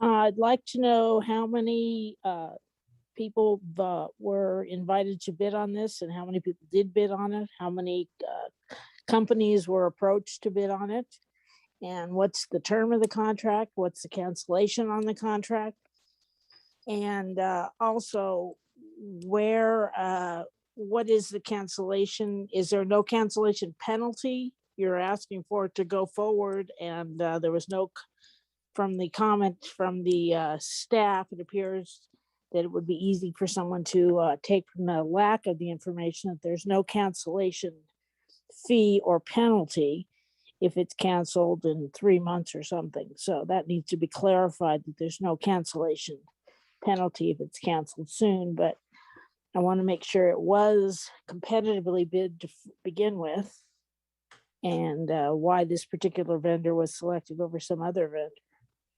And you do need to have noise monitoring, but you need to know, what are you doing with that information? If you're just monitoring it, are they being fined if they go over? If you're just monitoring to monitor, you're wasting money. But if you're doing something with that information, then it has a purpose. But if you're just checking off a box, you're wasting the public's money. So please clarify what you're doing with it. And since when are we have a dictatorship when the council people can only speak once? When did that become a new rule, and when was that voted on by the public? We only wanted to hear our representatives once. Was that in a meeting that wasn't publicized? And how do we get it back to being able to hear our representatives when we need to hear them? And if they have a new comment, I'd like to have that gone back to what our normal is. This dictatorship is the inappropriate. Thank you. Lee, go ahead, Lee. I would like to think that this council's, Councilmember Park was very right. If we buy the equipment, who's going to monitor it? Then we have to hire a staff person to do this. Also, I believe Mr. Crabtree said there was a cancellation fee if we discontinue the rental. I also will tell Deborah Bress, you should go back to the council of planning that was done, a month ago, and listen to all of it, because that was when they came in with the new how to handle a meeting or how to monitor a meeting. But yes, if we buy it, then we will probably have to negotiate the contract again with the provider now. And yes, 30-year-old equipment probably won't do the job. Thank you. Is there anybody else that would like to speak on this consent calendar item? A member of the public? Okay, I'm going to go back to the council now. Councilmember Jane, go ahead. Yeah, I was in no way suggesting that we remove the noise monitoring. Absolutely not. That was not part of my recommendation. But I know when we would rent oscilloscopes in the lab, we have oscilloscopes that are 10 years old that were still working. But when we rented equipment, basically the cost of the rental, after 2 or 3 years, it would have paid for purchase. So my proposal to Director Crabtree is that that we look at the trade-offs of purchasing equipment, and even if it lasts, say, 10 years, we still come out way ahead. And then, of course, some other company, unless Wilson Earring wants to change how they do their reports, would then be maintaining that equipment, monitoring it, creating reports that are more user-friendly than the crazy spreadsheets that we get from this company. And that would advise us, because when I looked at those spreadsheets, just car noise was violating city standards routinely. So it's like, why have city standards for noise if you're going to ignore the results? I mean, you have to change road conditions or traffic speeds or whatever. There has to be some consequence of having these reports and showing all these violations. Thank you. Thank you. Vice Mayor Chahal? Thank you, Mayor. So I also mean we do need noise monitors. I'm not at all saying we need to take them off, but as a policy decision, what we need to do going forward, pinpoint the objectives, and that's how our ultimate reports out of this should be pointed out to us so that we can take some corrective actions. If the reports, the way we are seeing the reports, they give you on this date, this happened, this date, this happened. Aeroplane jet noise is always an issue. So have the reports compiled in a way where we can take some corrective actions on that. And that's the policy decision we need to decide, like buy or rent, or what going forward, what we can do. Basically, we can renew this thing for next 6 months or something like that, and then bring it back for a detailed discussion. And Director Crabtree rightly mentioned the detail of that report, noise report, which was submitted. I don't know what date was. I was going through during the agenda reading. That's very important, very good report actually. And council should be apprised of that report so that we can take corrective actions and what needs to be done going forward. Thank you. Thank you. Councilmember Becker? Thank you, Mayor. I agree with a lot of what my colleagues were saying, Councilmember Jane, and as well as Vice Mayor Chahal. A lot of the data I see coming from this is very, I gotta say, I just don't, it's not a waste, but it's more of, there's a lot of other issues. Air noise, for an example, that's a major contributor up in the north side. I worked over at a hotel over there by Alviso. It was so noisy, you can't even think. So I understand where Councilmember Watanabe is talking about how loud the air noise is and how that's been a very major contributing factor to her district. But at the same time, there's been sideshows, there's train noise, there's, as Councilmember Jane said, car noise that's setting these off. I mean, and then I look back at the thought of the last football game or last event we've had, I think at that stadium was in January of 2020, which was I think the NFC Championship game. And then everything started shutting down in March, right after that for the pandemic. So it's been a long time since we've had anything going on in there.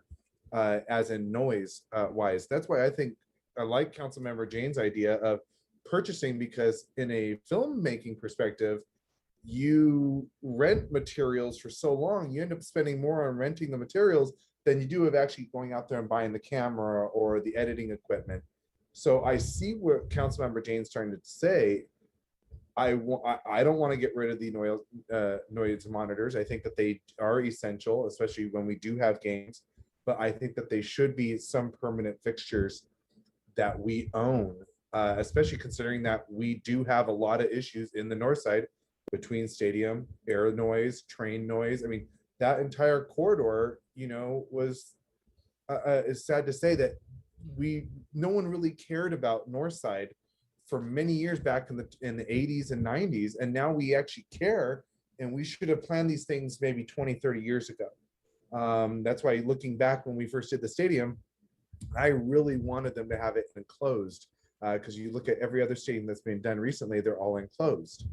Then they're also retractable roofs, but we are here today, and there's nothing, we can't change the past. So I agree with my colleagues that there is a lot of concern behind it, but at the same time, I really think that we can monitor it, but we can also own these devices too. Thank you. Councilmember Watanabe. Thank you, Mayor.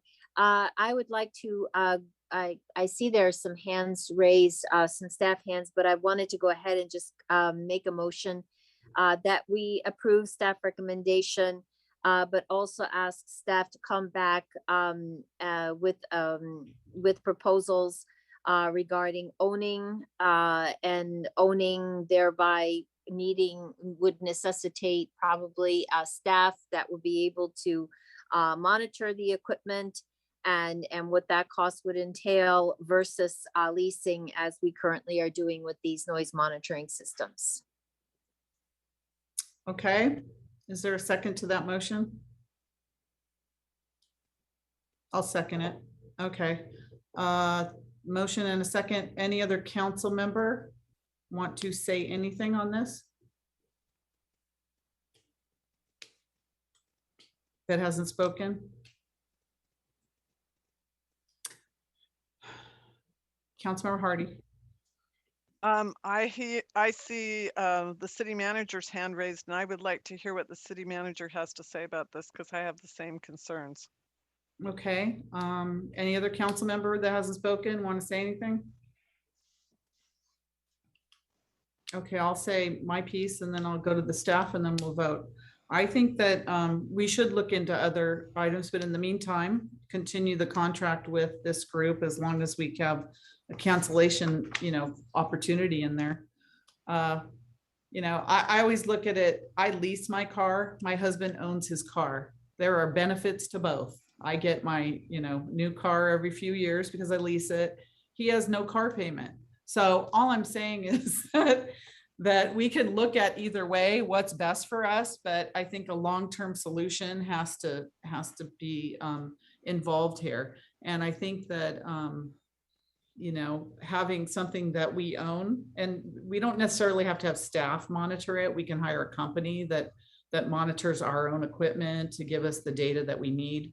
And what's that going to entail, and how long before this equipment goes obsolete versus, spending more money and leasing over time. And again, having a monitoring company, that part of it, getting the data that we want, I think we can tailor make our data that we want, and what that might cost. So I think we have options out there.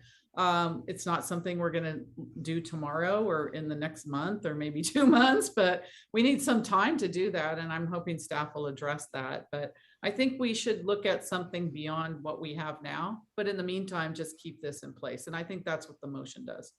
All right, city manager, go ahead.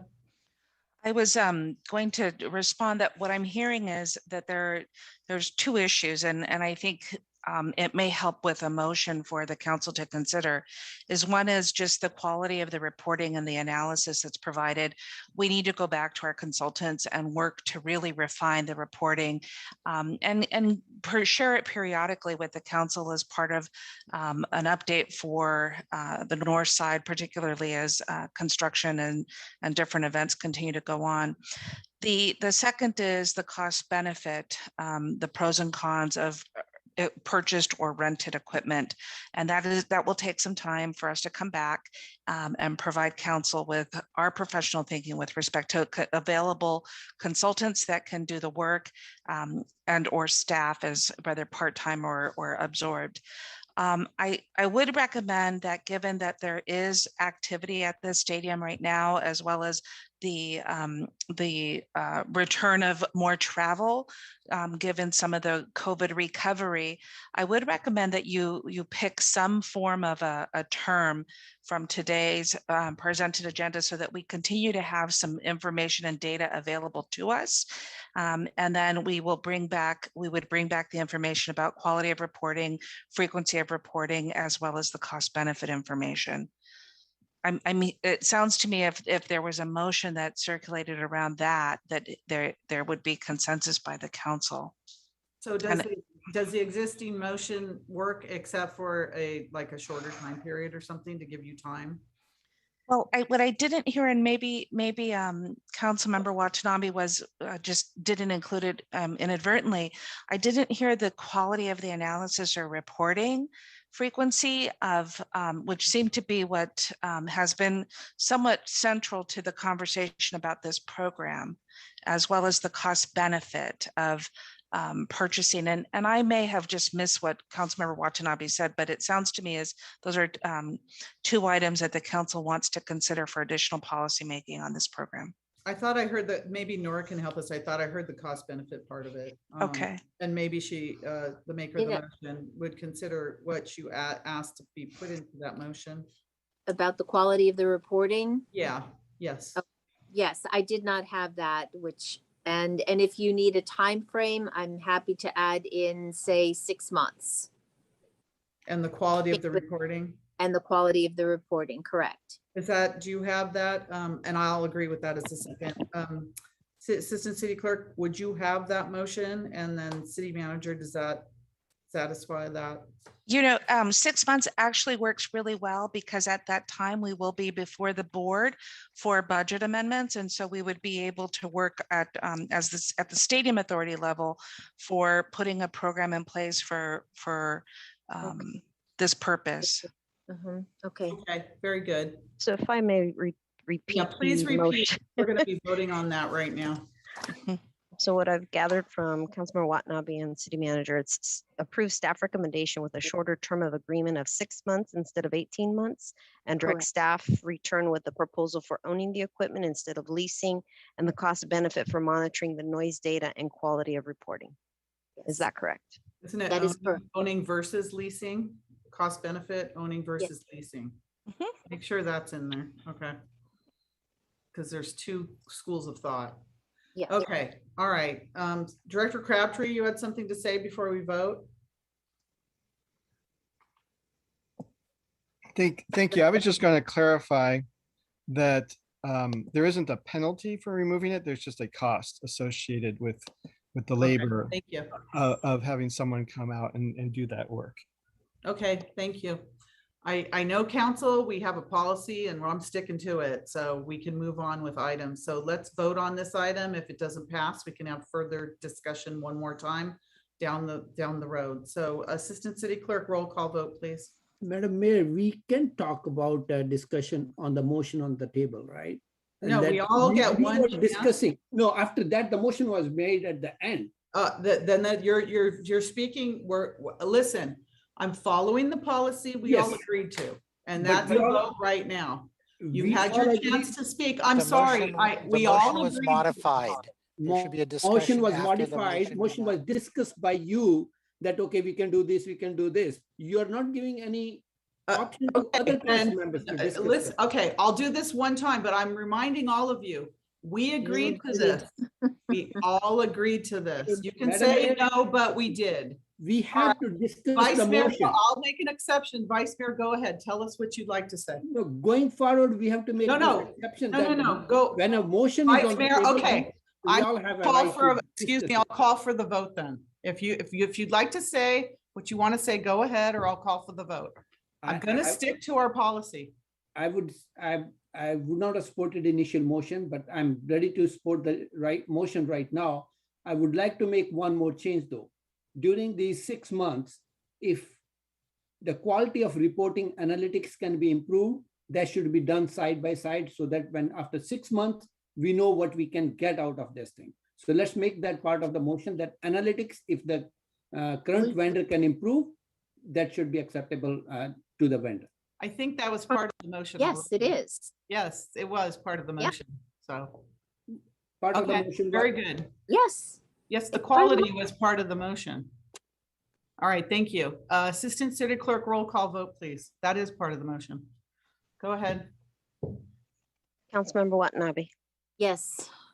Vice Mayor Shahal, Yes. Councilmember Hardy, Yes. Councilmember Park, Yes. Councilmember Jane, Yes. Yes. Councilmember Becker, Yes. Mayor Gilmore. Yes, and that passes unanimously. Thank you. Okay, next item. Nora, the motion was seconded by Mayor Gilmore. Oh, I didn't see. I'm sorry.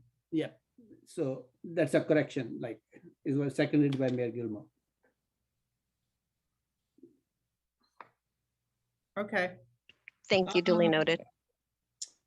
Let's see, what do we have left? H, did we do H, 3H? Hold on, I got lost. GH, okay. That wait. was item 3H, Mayor. Wait, The is- next item is 3J that Oh, was pulled. Who pulled 3J? Councilmember Becker. Okay, so 3J is, and then we're going to take a break after 3J. 3J is actions to approve various modifications to existing classifications and adopt a resolution approving and adopting the revised classified salary plan and add a management analyst position previously approved in the Stadium Authority's budget. Councilman, this would be Authority Member Becker. Is that right or no? Council member. Councilmember Becker. Go ahead. You had a question on this? Yeah, thank you, Mayor. I have some questions. First, reading the item, I'm trying to look at it in front of me right now. Reading the item, it says actions to approve the various modifications, as you just said. And then the final part, which is analyst position previously put in the Stadium Authority's budget. There's 1, 2, and 3. Well, 3 is what gives me the pause of approve the addition of the 1 full-time management analyst in the city manager's office. And I'm looking at it based on the approval, what was in the report, which is the approval of the FY 2021-22 Santa Clara Stadium Authority budget included funding for 1 FTE management analyst position to support existing staff with oversight duties and other administrative work. The recommended action adds the position to the city manager's office as it was inadvertently omitted from the city's adopted fiscal year 2021-22 and fiscal year 2022-23 biennial operating budget document. So some of the questions I have is if the item, which was that third one, was not in the Stadium Authority budget, why is it now transferred to the city budget? 2, what I get from this is it's basically we're taking, just to make sure I'm right, is we're taking money from the Stadium Authority budget and we're putting it into the city budget. And then third, if I'm aware that this is a management and analyst doesn't do, I guess, administrative work, or in the job description, which I was reading, it says develop processes and create new policies. And I don't think that relates to it, just quoting it. The job description certainly doesn't match what is put in the agenda. Is this truly a management analyst position? And is this another position in management that we don't need, considering all the news stories that we consistently get about management? If that was the case, my last question is included, which is if this was an oversight, perhaps it should wait until the next budget cycle, just considering a lot of employees have gone through this year. I don't mean any offense to anybody of asking these questions, so I hope nobody takes offense to these questions. And I just am kind of concerned seeing it. It's my oversighting duty to look at this. I don't feel like I'm being any interference or anything. I just am kind of trying to understand a little bit more, I guess is what I'm trying to say, is in that third item. Thank you. Any other council members that have questions on this item? Now's your time to ask, make a comment.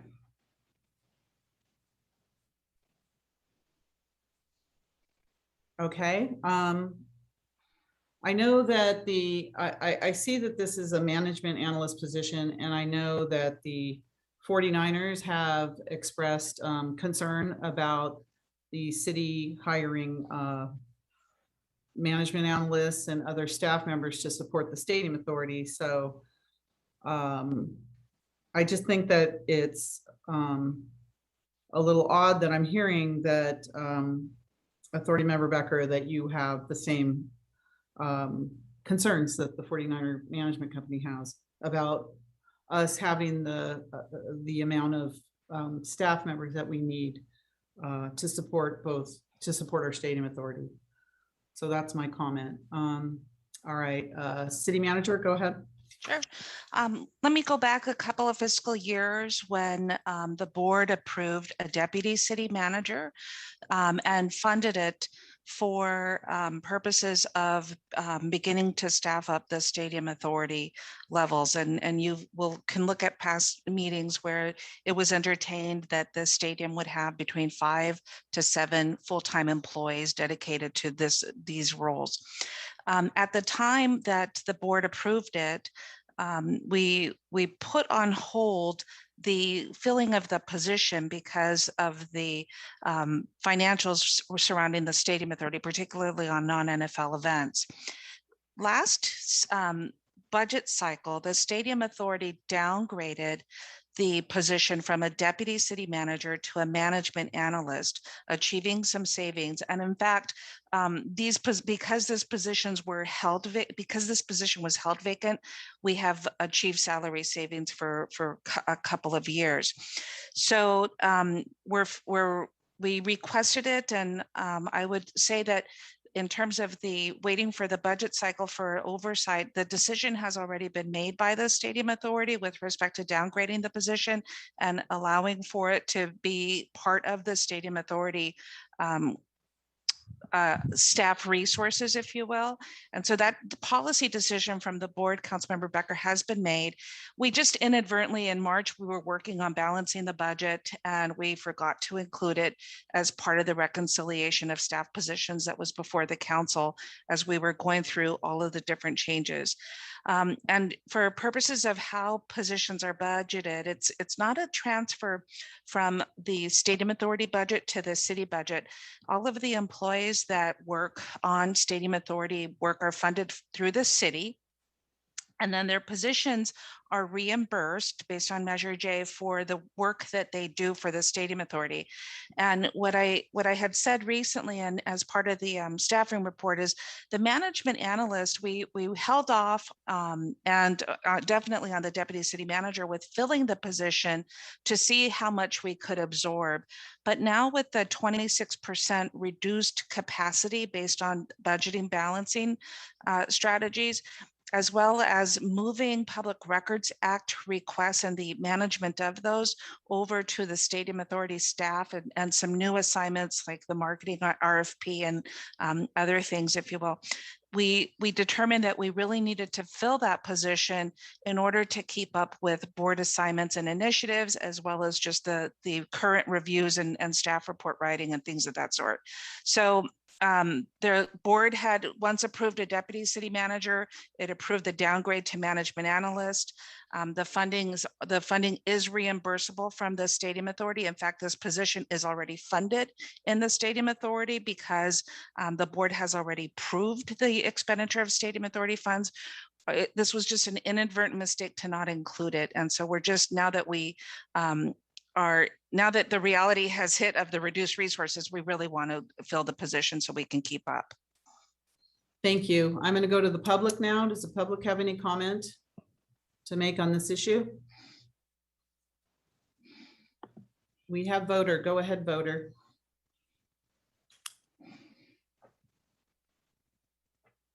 Number one, Lisa, your comment to Becker was very uncalled for. You know, and your dictatorial stance on having people not answer once you've changed a motion is also very dictatorial. And if that's what your new policy is, you ought to change it, because it's not well. And you allowed Kathy to speak twice, but I guess that's what happened when that's your pet. Anyways, on this particular issue, how could you balance a budget with something out? Then your budget didn't balance. So it either did balance or didn't balance. So now you're lying to yourself or lying to the public, one or the other. And go ahead, Lee, make your little statement, whatever you've got to do. I just can't believe the crap and the bullshit that goes on with this thing, but it's unbelievable. But yet another management position, does anybody work or does anybody just manage? It just seems like you're always hiring more managers. There's no worker bees, they're all managers.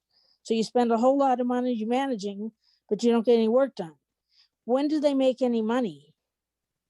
You just keep arguing with the stadium people and you don't get anything done. So I hope whatever things people agree to, I hope they make a change to that agreement, because they bought a red herring.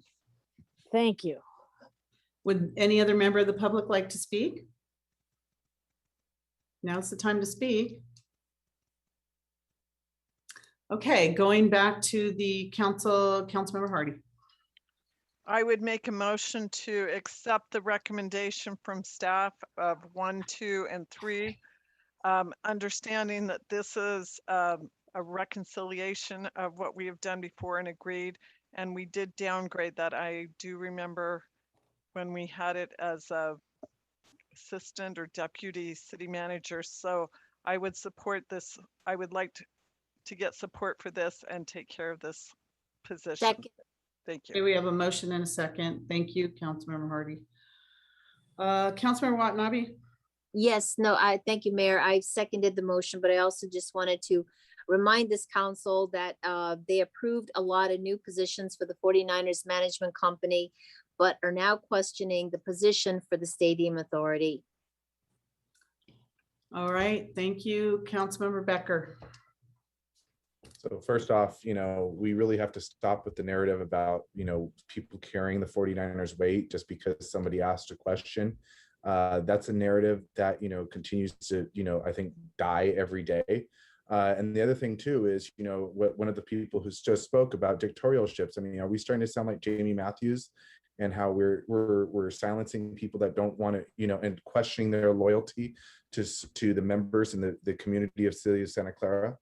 So my major question has always been, that I think we should be able to ask questions without being accused of being a 49er sympathizer, just because this is not a 49er issue to me. This is another issue looking as oversight to the city of Santa Clara.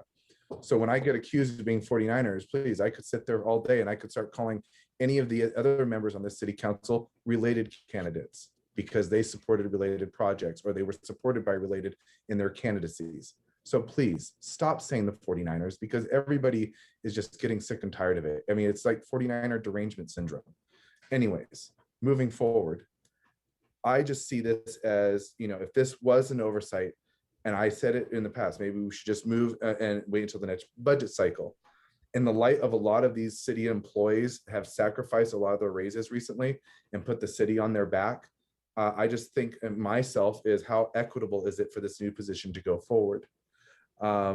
Seeing that, I thought personally that it didn't match the position and in the wording, and seeing how we're doing this so suddenly, I just can't support this. But I can support the first two items. I just can't support the third. And I know everyone sits there and says, I mean, this is going to be the first thing in the funny papers tomorrow. Becker supports something of what the 49ers said.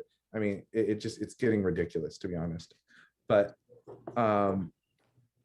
I just won't support that because I think this is just, this is coming from our city employees. This is coming from our staff. I feel that they just don't feel this is, I just don't think it's fair.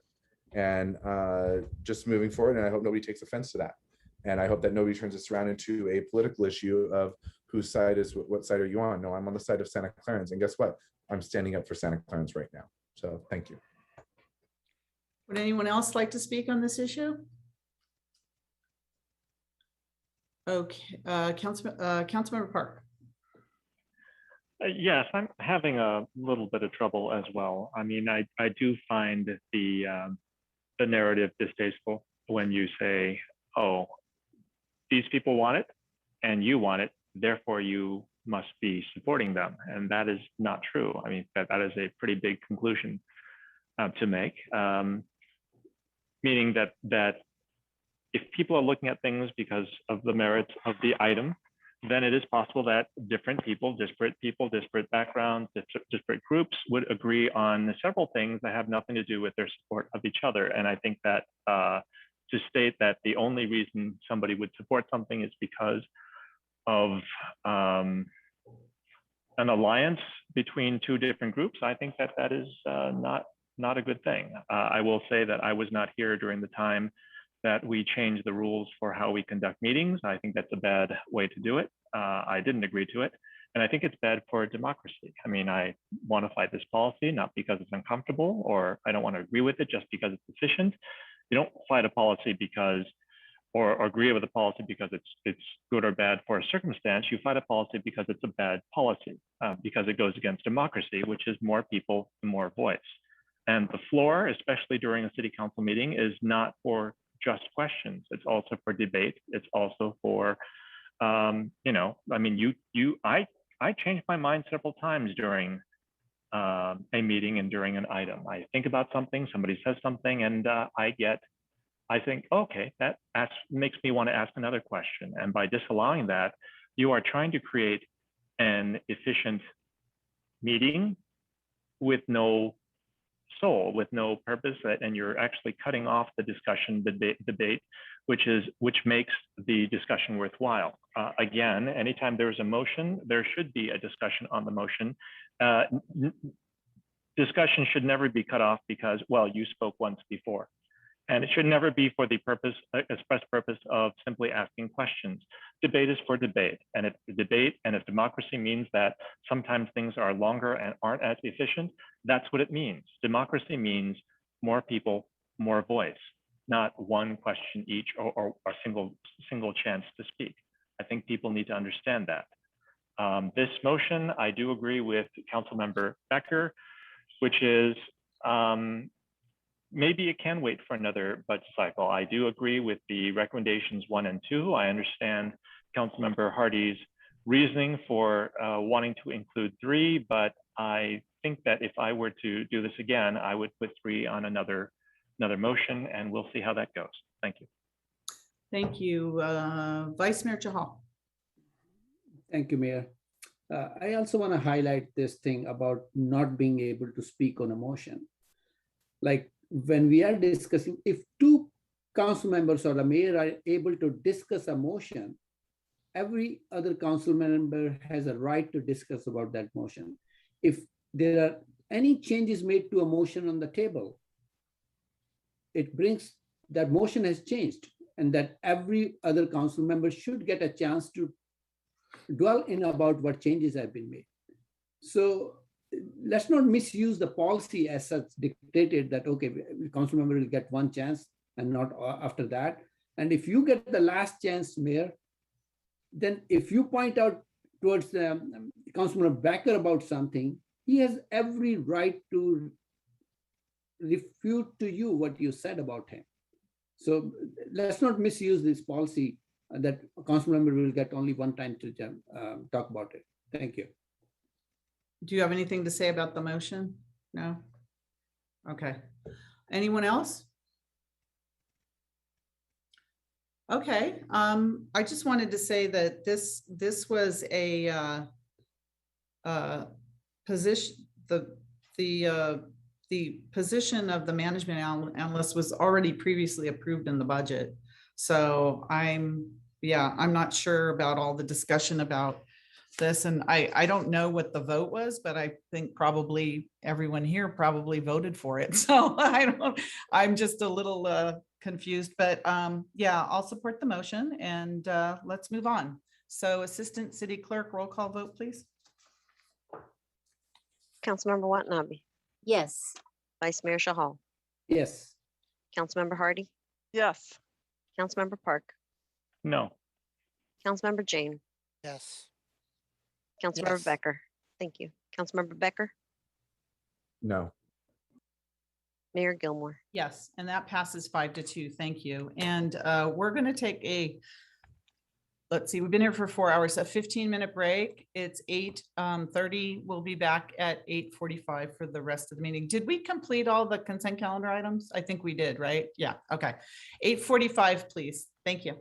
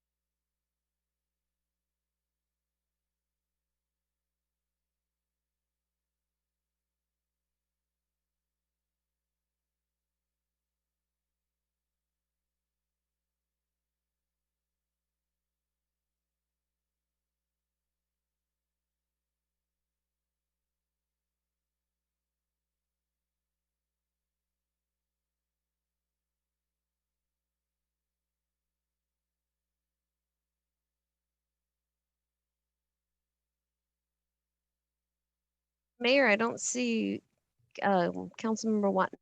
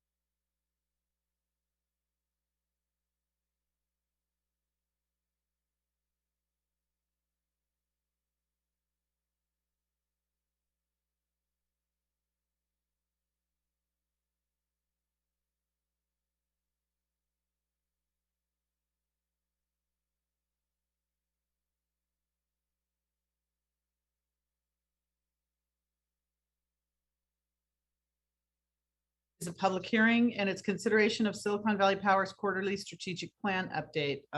Director Pineda, are you ready for us? I am. Good evening again, Right, Mayor good and evening. members of the council. So it's my second presentation before 9 today, so I'm feeling Yay, we're doing well with our new policy. good.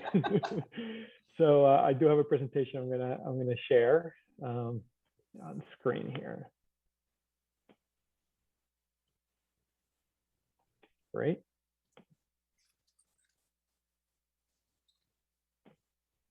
And can everyone see the presentation? Yes. Great. So yeah, so I'm here for the quarterly strategic plan update. And I do want to note that this is actually deferred from this item was actually supposed to happen a couple of months ago.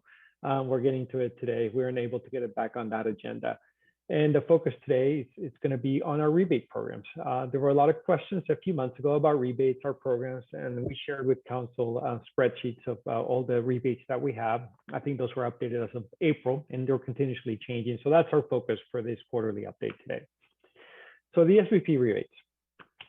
There's something available for any and all customers, and that's really our goal when you look at rebates. So we're going to have something that anyone can take advantage of. And it's always important to know, because you'll see a lot of things out there, that we want to design things that specifically work for the Santa Clara community and what our needs are.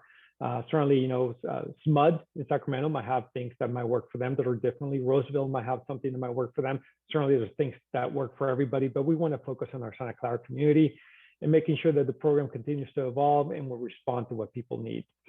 All of that, we always have to remember that they have to be cost effective and meet those requirements. And they are reporting and verification efforts that we have to do, that the money being spent is meeting the requirements of the rebates and what they're intended to do.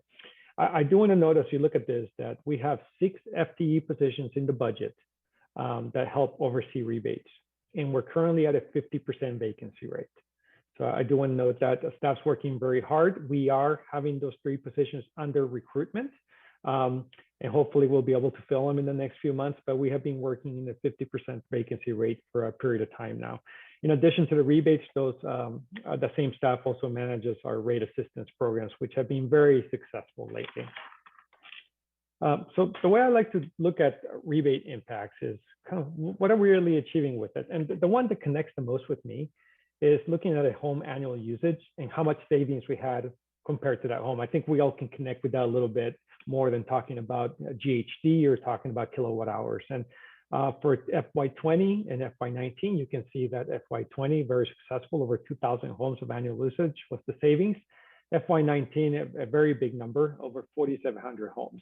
And that varies year to year. In this case, of course, we had COVID and the pandemic and what that affected. And also there's a big effect about what rebates are happening at what time, or if there's some large clients that are taking advantage of rebates. So there will be a fluctuation for year to year, but both years very successful. So where does the funding come from? It comes from 3 restricted funding sources mostly. And each one has its own restrictions. There's the public benefit charge. There's the California Low Carbon Fuel Standard, LCFS, and greenhouse gas allowances in California cap and trade. I'm going to talk a little bit about each one of those as we go through. But the way I like to think about the rebates, because if you took a look at the spreadsheets that we sent previously and the spreadsheets that are attached to this staff report, there's a lot in there. So I like to think about things like equipment and building, right? Those type of rebates. And those are funded through our public benefit charge. And you have a residential component to it, and you have a commercial and community component to it. From the public benefit charge, we also have our solar PV incentives, and that's a bucket. And then we also have electric transportation, which is very significant. And that's mostly funded out of our low carbon fuel credits and GHG allowances. So the public benefits program is actually a charge on every bill, 2.85%. And based on the criteria, it's restricted to the 4 areas you see in front of you: energy efficiency, new renewables, low income directed programs, and R&D projects. One important note is that we cannot claim energy savings for building code requirements. So it has to be something you're doing above the current building code that's more that's occurring. So as building codes become more stringent, because they will, our savings are going to be smaller, and we'll have to see where the rebates end up at that point. So that's something that's going to be changing as we look at the building codes changing. From residential appliances and equipment, we have a long list on the attachment. I'm not going to go through all of this. I think I do want to note that there's always new things we're looking under investigation that we want to add. There's new programs that continuously are being launched and things that are coming soon. The Concurrent marketplace is something we're pretty excited about, because it's going to be an online tool when that's available that's going to actually allow people to do their rebate programs online, and hopefully should be more efficient. And there's things that end. So those come to an end as well. And there's a kind of like things that happen throughout the year. There's some that are continuous, but we're always looking for new opportunities. The programs are based on that interest of the community. We want to make sure they get used and the level of savings that they provide. And as we start filling vacancies, one of the things we want to do besides launching programs, which is something of course we want to do more when we have more staff and we're not at 50% vacancy, is to reinstate our free home energy audits. So that's something that's it's going to be a priority for us, and we're hoping we can get started as soon as we can get the staff for that. From a commercial and community focus perspective, we have many energy efficiency rebates. We do free business energy audits, and you can tell on commercial and multifamily, I'm not going through the whole list, but a lot of things that are very familiar, like HVAC and lighting controls. We also do grants for nonprofits, and we also have these facilities are available, rebates are available to city facilities as well. So it's a very comprehensive program. And once again, offerings evolve every year, and we try to keep it up to date. One note, and I'll talk later on, is energy efficiency grants for small businesses impacted by the pandemic. Solar rebates, the cost of solar, as all of you know, has fallen dramatically, and we wound down our solar only rebate program. The one we do have right now is our low income solar grant program, and we're developing another solar program that actually has storage on it for resiliency. So it's not just solar, but the storage. The thing we're running into as we try to develop this program is that because our rates are so good, the solar is not as cost effective as it would be, say, you're in a PG&E territory or one of our neighbors' territory. So as we try to put this program together, because we have such good rates, it's becoming a little more difficult. So people are incentivized to use it, but we're hoping with the battery and the solar combined, we'll find a way to get that done. From a low carbon fuel credit perspective, that's another funding source. SVP receives credits for energy charge at publicly owned charging stations and through residential electric vehicle and electric forklift purchases. So we sell those credits and fund activities that are restricted based on what we can do. Some of the things you've seen, and I presented this a number of times, are things like the fleet charging infrastructure. So we can go through an electric fleet being funded through that. I think one that was of council interest was the forklift rebates. I mean, the electric bike rebates. I'm sure forklift everybody was excited about, but I think the one you were excited about was the electric bikes. So we're able to do that. And of course, there's electric vehicle rebates that you see all the time.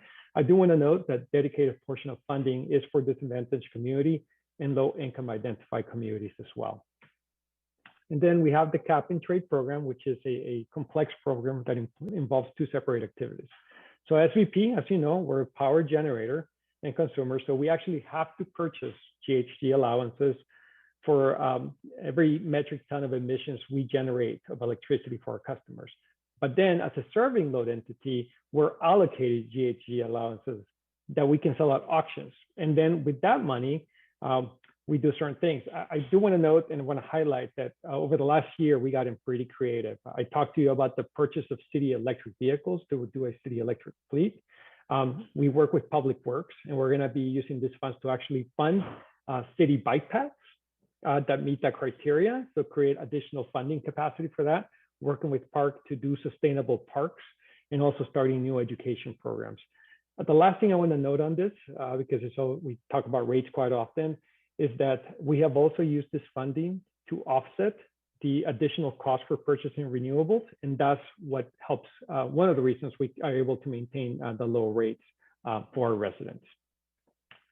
And then on clean electric transportation, we had many presentations from the fleet to the rebates to the wrap contest, which I ended up not wrapping, just the wrap contest for you.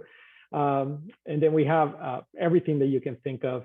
We have residential, multifamily, school, nonprofit. We did the e-bikes, which was a council idea, and we have implemented as a pilot program.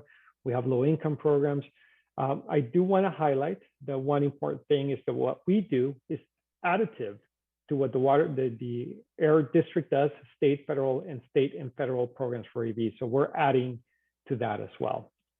So with that, that is a very high level overview of our rebate program. We also provided the spreadsheets for you that talked about all the rebates we had as of April 4th, as well as a comparison table to some of our neighbors. We're always looking for opportunities and ideas to make it better. We are working, as I mentioned, with a 50% vacancy rate, but we're going to be filling those positions, and we look forward to doing more. I do know we are going to be available for questions. I have Kathleen and Ann are both here as well to help out with any details as we go to council questions. Before we go to council questions on the rebates, I know usually I let you know what's coming up next, and just a couple of things. First, you're going to have lots of items from SVP over the next few months. I do want to note you'll be seeing soon a project we're pretty excited about, which is negotiations for a 300 megawatt wind project. So you'll see that in early October to allow us to continue that process and the negotiations and authorizing the city manager to proceed with that. What's going to be coming back to you that I spent a long time with presenting the last quarterly report that we had was our growth plan. So that's coming back to council. We have finalized that near-term plan, and we're very excited to kind of move that forward as well. And lastly, I just want to note, it's not related to what's coming to council or the rebates, but I think you saw an email today that SVP just recently won a CMUA award for outstanding programs benefiting customers and local communities. And we're very excited about that. And SVP took first place among large-size utilities in the energy programs category for its innovative energy efficiency grant program for small businesses, where we committed $1 million in grants for small businesses impacted by the COVID-19 pandemic. So that was a huge effort by a lot of people to move that quickly on that. I want to acknowledge everybody who worked on it, and I'm very proud of the team for winning first place on that. So with that, that concludes staff report, and myself and of course the team are here for any questions you might have. Thank you, and congratulations to SVP on that award. Yay. Okay, let's go through council questions. Council Member Jane. Yeah, thank you, Manuel, and congratulations on the California Municipal Utilities Award. That's a big achievement. I have some things to say, but can you pull up the attachment number 3, which is the solar and EV rebates? You know that 40% of our greenhouse gases are due to transportation. So EVs are very critical to achieving carbon reductions. And, you know, we see climate change all around us. I'd predicted months ago that we were going to have a hellish wildfire season, which is clearly borne out. One thing that is interesting is that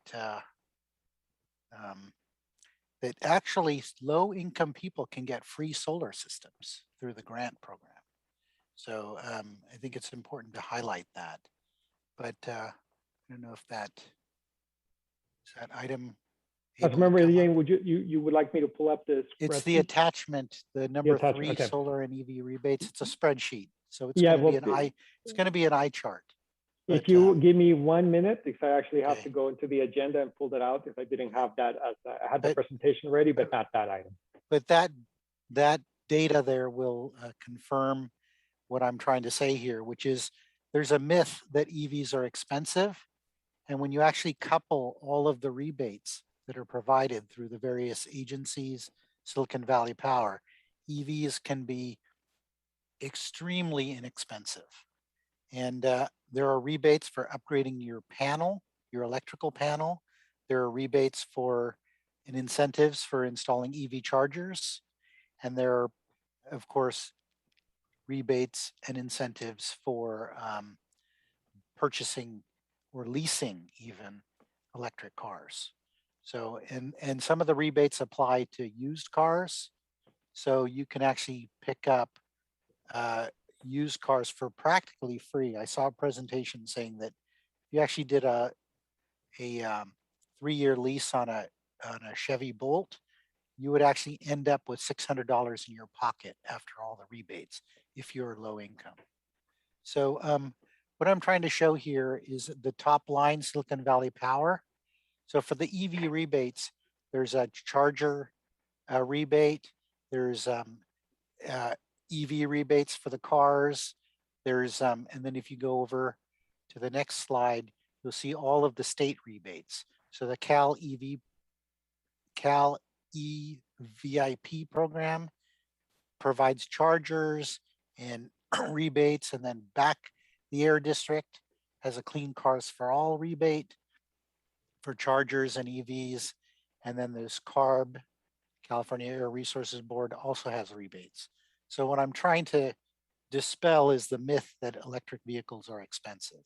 So that's my point. Thank you, Manuel, for the presentation.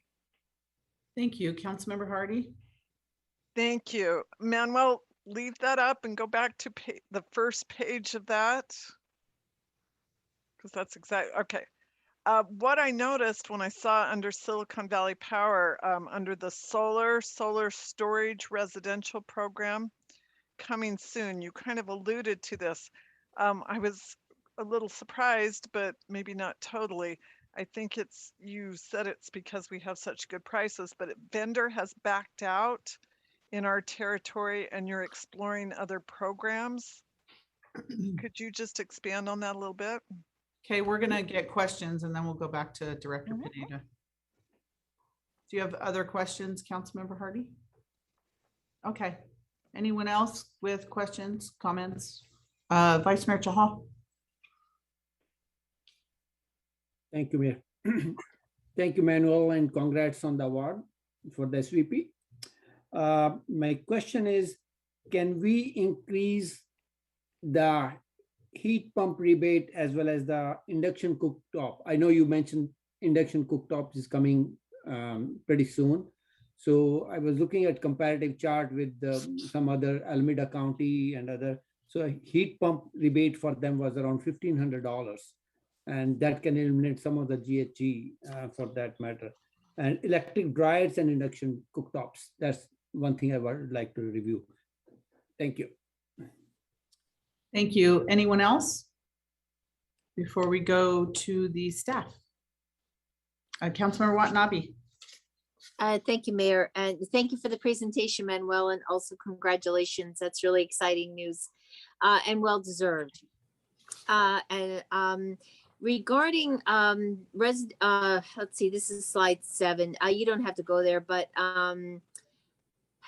you have ended the refrigerator recycling, room air cleaner, and ceiling fan. I gather that means that they're not going to be collected anymore, like during cleanup a week or the citywide cleanup.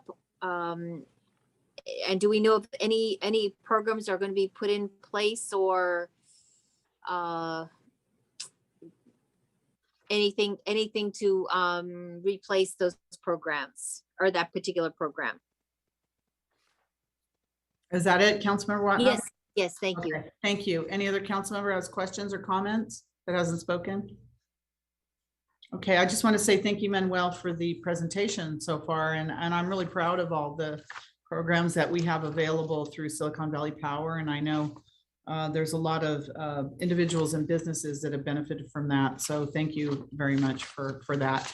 And with that, if you'd like to, if you've taken, if you've put down all the questions, if you've recorded all the questions the council members have, or to the best of your ability, if you wouldn't mind answering some of those questions. Thank you so much before we go to the public.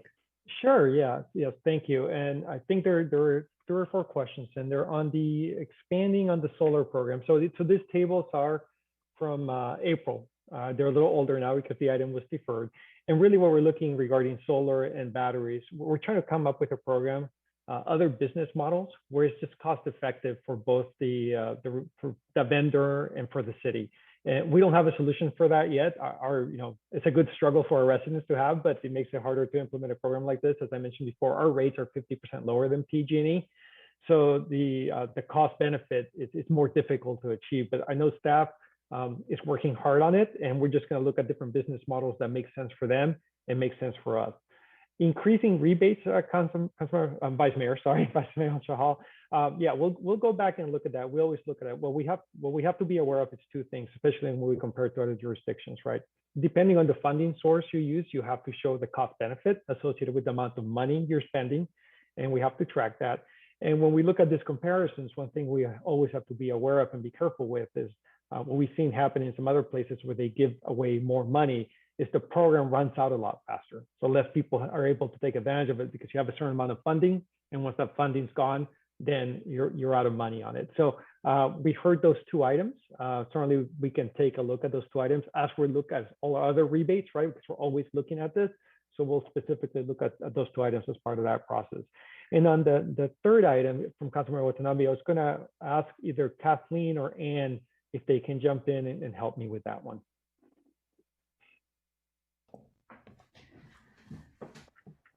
Good evening, Councilmember Watanabe and other council members. This is Kathleen Hughes, Senior Division Manager of our Customer Engagement. As far as the refrigerator recycling, that was a separate program than the cleanup campaign, and the other rebates that retired, we can no longer claim savings because the cost effectiveness is just not there, or the state no longer gives us credit because they're either Energy Star certified. But we, as the utility, didn't pay for the recycling, to my knowledge, on the cleanup campaign. That was a completely separate program. So hopefully that answers your question. Thank you, Kathleen.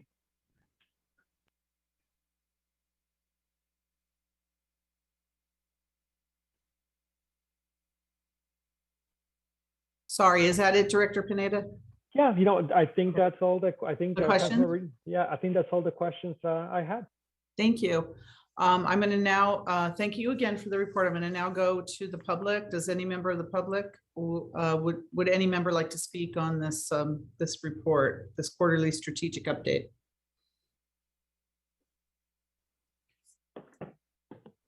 Lee, go ahead, Lee.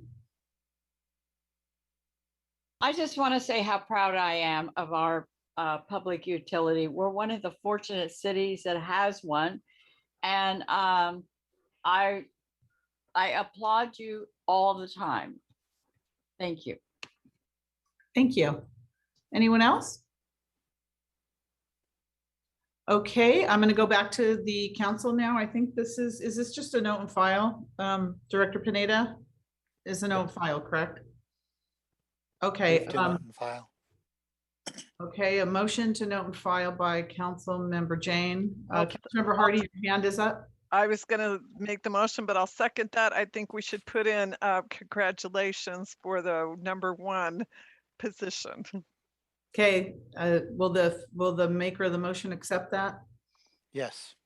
Okay, a note and file with the congratulations. Okay, anyone else like to speak from the council on this? All right, Assistant City Clerk, roll call vote, please.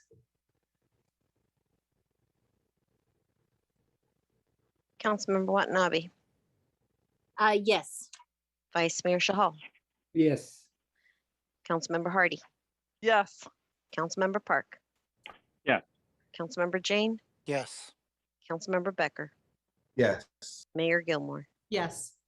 And that passes unanimously. And thank you, Director Pineda. I know it took over a quarter. A planning item. Okay, it's a action on a rezone from planned development PD to planned developed PD of the property located at 190 North Winchester Boulevard. So let's see. Do I go to staff first on this? Yes, we have a Answer yes. presentation. Yes, please. And Okay, thank you. Rena is going to be providing the presentation. Oh, this very evening. good. Thank you.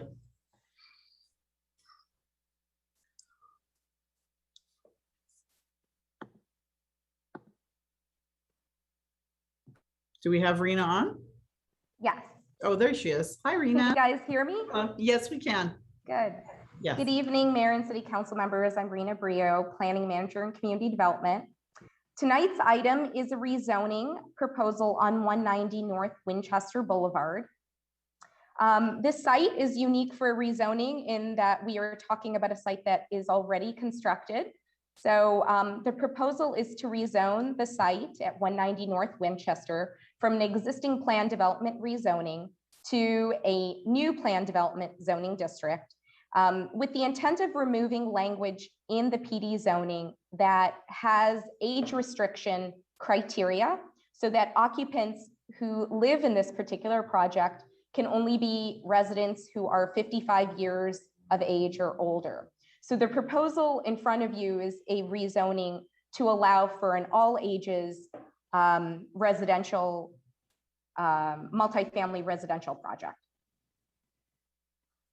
A little bit of background: in 2016, their entitlements were secured for this particular project. It included a general plan amendment from regional commercial to high density residential. It included the planned development zoning that is currently on the site, as well as a mitigated and negative declaration. As I mentioned, the project is age restricted to 55 years and older. The site's about 1.2 acres. It includes 92 units, and it's 4 stories in height with 3 stories of residential units, and is over the ground floor podium, which also includes some amenities. There are 105 parking spaces that are parked at 1.1 spaces per a unit. The breakdown of the 92 units is that 69 of them are 1-bedroom units. There are 23 2-bedroom units. The on-site amenities include a rooftop deck as well as a pool. And tonight for the City Council, really, there are a few considerations for whether or not to approve or deny this particular rezoning to remove the age restriction criteria from occupancy for tenants. One, we have some general plan policies to consider that actually promote senior housing and really to provide a mix of different housing opportunities of different populations in the city. And I should mention that those general plan policies were utilized in order to justify the general plan amendment that was adopted by the City Council in 2016 that changed the land use designation at the time from regional commercial to the residential designation that's there today. There's also a parking ratio consideration. So as I had mentioned, the entitlement was for a reduced parking ratio because it was a senior project and seniors are known to drive less. That did justify a lower parking ratio. However, Hexagon Transportation Consultants did prepare an analysis for this particular rezoning. They surveyed different projects throughout Santa Clara that are market rate and are also all ages. And they looked at parking utilization based on bedroom count. And they found that this particular project with the parking spaces it was proposing based on the number of bedrooms proposed and the size of these units was actually higher than the utilization of the projects in Santa Clara that were all ages. So that's just a piece of information for the council to consider. Affordable housing. So when this project was entitled in 2016, the city did not have its current affordable housing ordinance in place. What that meant is that affordable housing, the particular requirement, which was a 10% set aside, was only applicable for ownership product, and this is a rental product. So the ordinance at the time wasn't applicable. Today's particular ordinance, our affordable housing ordinance, is actually specifically written to apply to new construction projects. So this particular project, because it is already constructed, does not technically meet the criteria of being able to be to meet the city's ordinance as a requirement. However, the applicants have in August proposed to the city to voluntarily add affordable housing to this proposal. So they were proposing to deed restrict 9 of the units, 5 that would be affordable at the 100% area median income level, and 4 at the 120% area median income level. Another consideration for the council is community input. So staff did hold a community meeting in April, and we have received communications that have been attached to this agenda related to the proposal. We did receive 2 letters of support, one from a neighbor and another from a resident. And we did receive a few letters that were against the proposal. And many of them came from residents of the senior project themselves and not feeling comfortable with changing their living circumstances to a all ages scenario. Also to note for the City Council is the Planning Commission at its July meeting recommended to deny the rezoning 6-1. And just to provide some context, the Planning Commission meeting occurred without the benefit of the affordable housing proposal. And also as part of the Planning Commission's deliberation, some of the commissioners did express that if affordable housing was part of the proposal, they would be more favorable to it. So I wanted to provide the context for what the Planning Commission's recommendation was and the fact that affordable housing wasn't presented at the time. So with that, the City Council really has 2 alternatives: to adopt a resolution to approve the rezoning to a new plan development district that does not have age restriction, or to adopt a resolution to deny the rezoning and to retain the existing zoning district that has a age requirement for 55 and older. So with that, I am able to answer any questions now or wait until after the applicant's presentation. I think we'll wait until after the applicant's presentation, and then we can get all the questions from the council members at once. So I'm going to go ahead and ask that the applicant come forward virtually.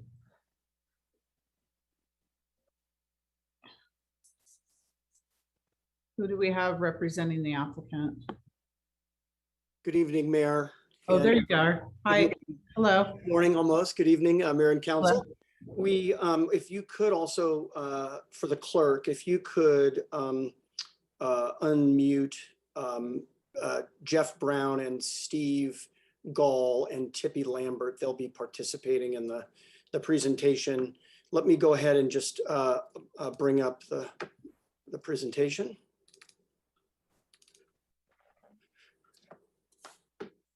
Great, thank you, Madam Mayor and council members. My name is Eric Morley with the Morley Brothers.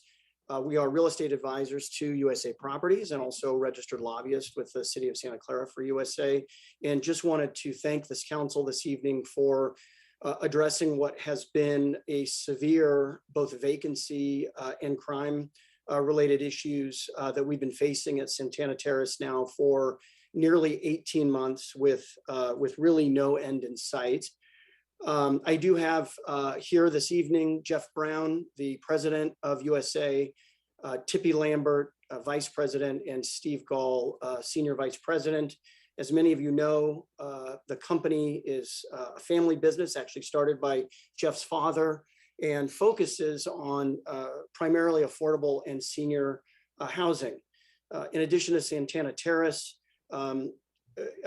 USA Properties is actually your partner today and is constructing and will own parcel 24, 150, 100% market affordable housing units in the Tasman East area. I just wanted to point out as part of the summary is that, this property is very unique. 75% of the units are 1-bedroom units, 25% are 2, and there are no 3 or 4-bedroom units in addition to their smaller size.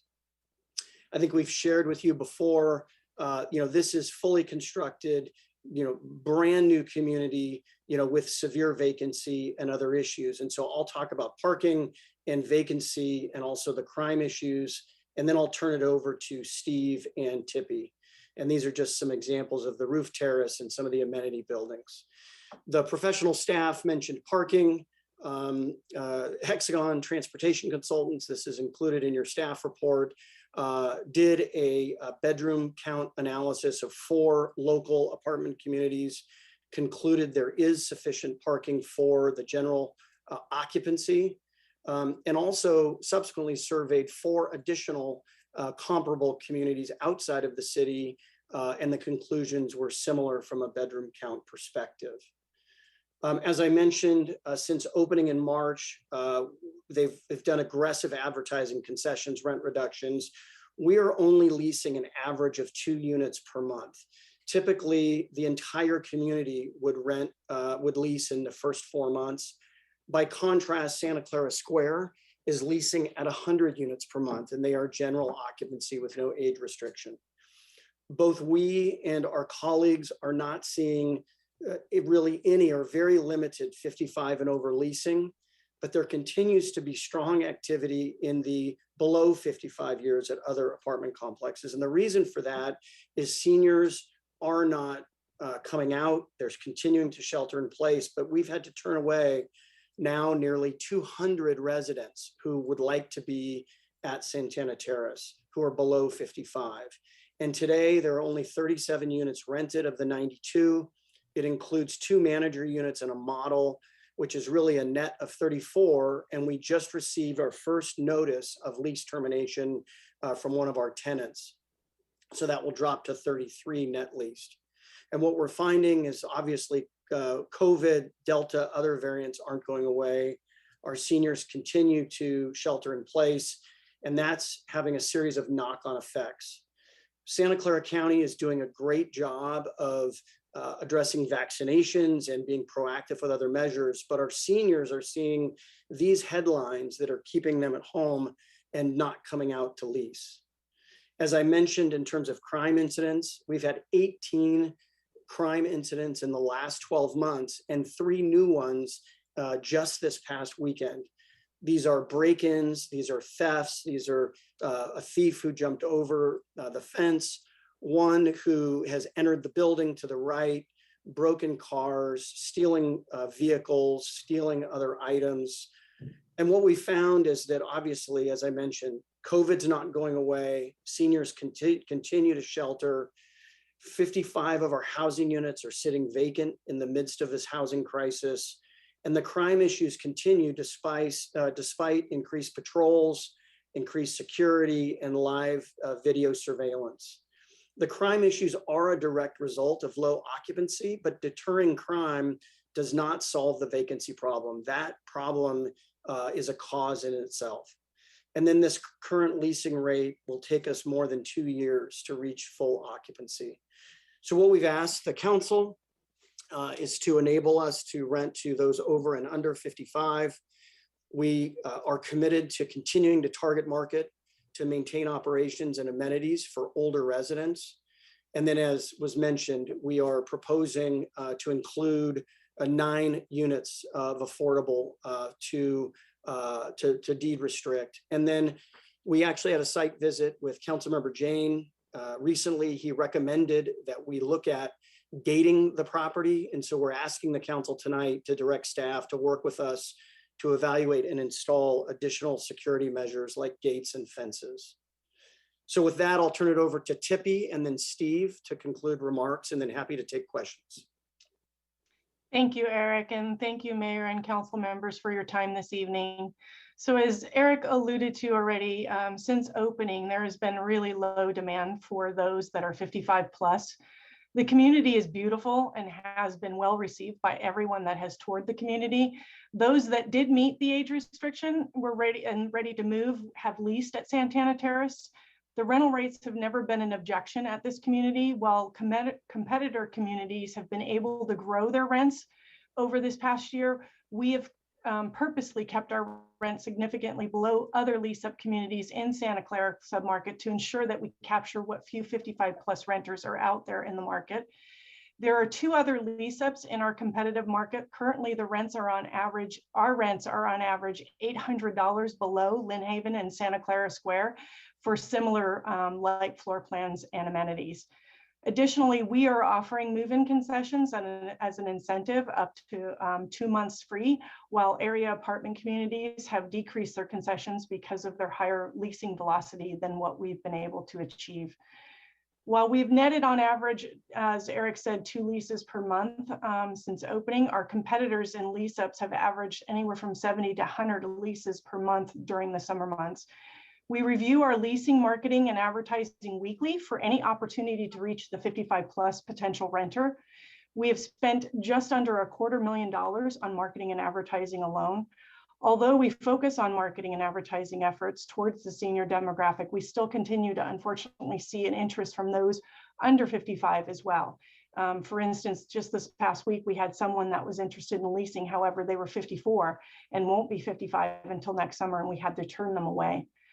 And finally, Eric alluded to the crime that we're experiencing right now. It's pretty significant. We have additional expense that we have invested in upgrading our security camera systems to a live monitoring, along with adding multiple nightly drive-throughs with a patrol service in hopes of mitigating the crime and vandalism. Unfortunately, with the community appearing vacant, it invites crime and vandalism. We've had consistent issues with a number of people coming into the property, whether it's exterior or interior breaking in. And we've, as Eric noted, we've had an additional 3 incidents just this past week. And we have been working with Santa Clara PD on all of those items. And that's my final comments, that an overview from an operational perspective. Thanks, Tippy. And again, Ms. Mayor and Council, appreciate your time this evening. I'm Steve Gall, Executive Vice President, USA. I've been working on this project since we first started working on it many years ago at this point. And we're very proud of the project we've created. And it's our featured project on our website. We're so proud of it. And we are also very active and proud to be a company that builds and serves senior populations. And we wish sincerely that this project could remain a project that's focused on seniors, but the situation that we're in is untenable, as Tippy and Eric have highlighted. Interestingly, and we're specifically requesting your relief in that regard.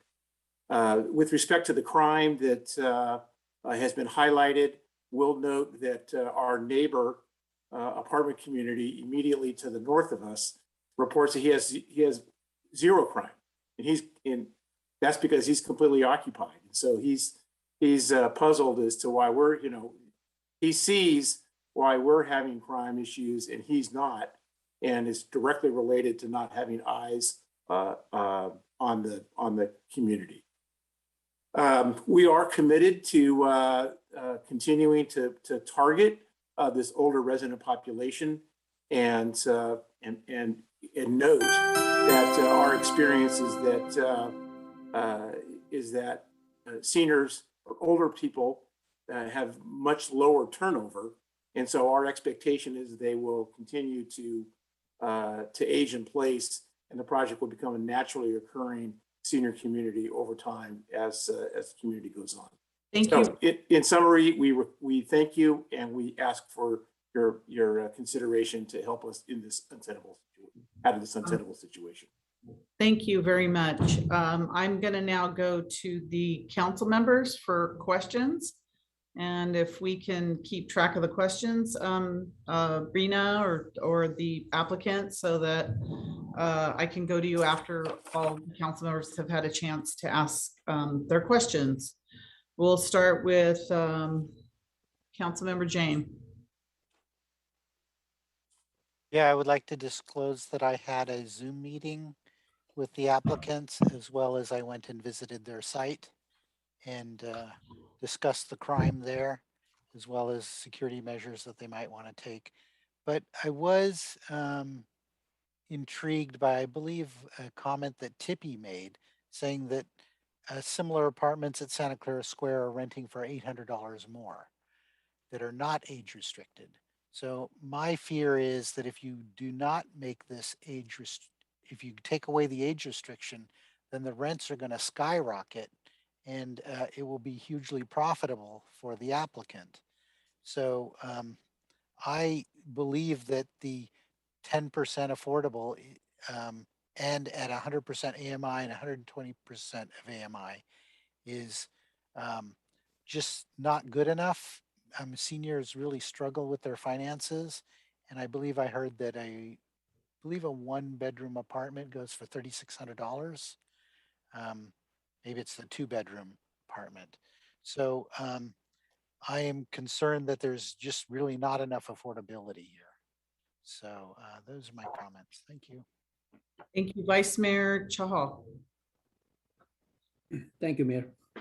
I concur with Councilmember Jane, but I also have a question as well as a proposal. Question for Rena. Rena, this is a PD to PD, so we can put some condition like they're giving us 10% affordable with the 9 at 100% and the rest of it at 120. I don't know what was the combination. Can we ask for 15% at all 100% AMI? We have a right to ask when we do PD to PD. So Councilmember Shahal, that's a good We're question. going to answer those questions after. Yes, thank you. Sorry, thank you, Mayor. So get all your questions, Vice Mayor, and then we'll. Okay, so that's my question. Can we ask for 15% at 100% AMI? Good question. Okay. Councilmember Hardy. Yes. First off, I had a little problem making the connection between the crime and the PD. I think that was done a little bit better. But my question is, was there any of the original financing for this building, for the project, based on the fact that it was senior housing? Or are there any, I was trying to think, are there any city quotas that we have for senior housing that this would affect if we approve this? Thank you. Councilmember Becker. Thank you, Mayor. I will disclose also that I had a Zoom meeting with the members of Santana Terrace with Mayor Gilmore. I believe it was back somewhere in January, February when I first was sworn in. And I also spoke to some of the members that live in the development who were concerned about this measure. My first question is, have you really, I know it's probably beating a dead horse, but have you considered reducing rents below $3,000 for seniors, considering that seniors are usually on fixed income and that could be why people don't want to live there? As a renter myself, I pay $2,800 a month. That's pretty close to $3,000. And I know that some seniors have considered living in a place like this, but they've considered moving on to other states because it's just too expensive. So I'd like to know if you consider reducing rents drastically to see if that might be the best way to bait people in. And at the same time, would you be considering I don't know if I heard about a security guard, but I would prefer that you consider a security guard, maybe either full-time during the night hours, so then seniors feel that they're protected, especially coming home late at night. And another question I have is, do you have to have your seniors, when they're applying for requirements, do they have to have requirements of being employed? Do they have to have certain amount of money in the bank?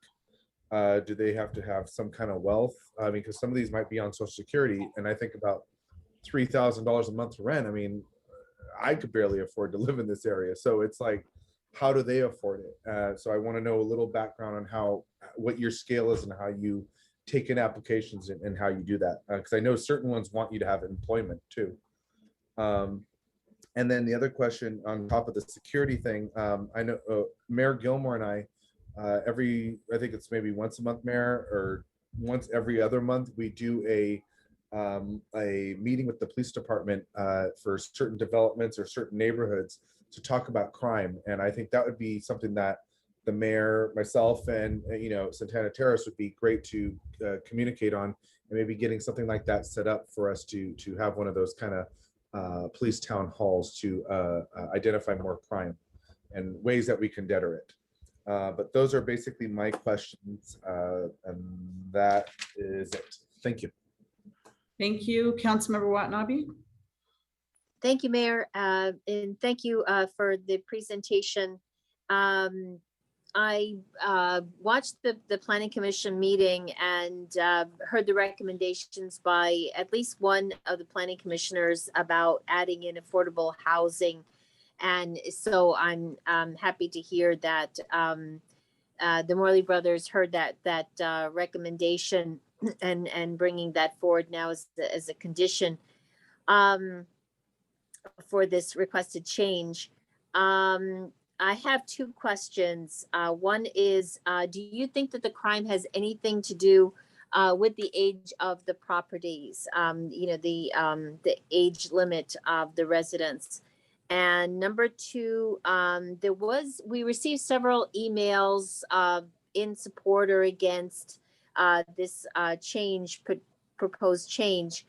And there was one that specifically talked about, and I can't find it now, that said that the leasing has changed in the last couple of months, that there's been an uptick in residents moving in or leases being approved. And I just wanted to follow up and see if that was the case based on this email that we received. And unfortunately, I can't find it now. It wasn't printed out in our packet, but I know I did read that. So that's all I have. Thank you.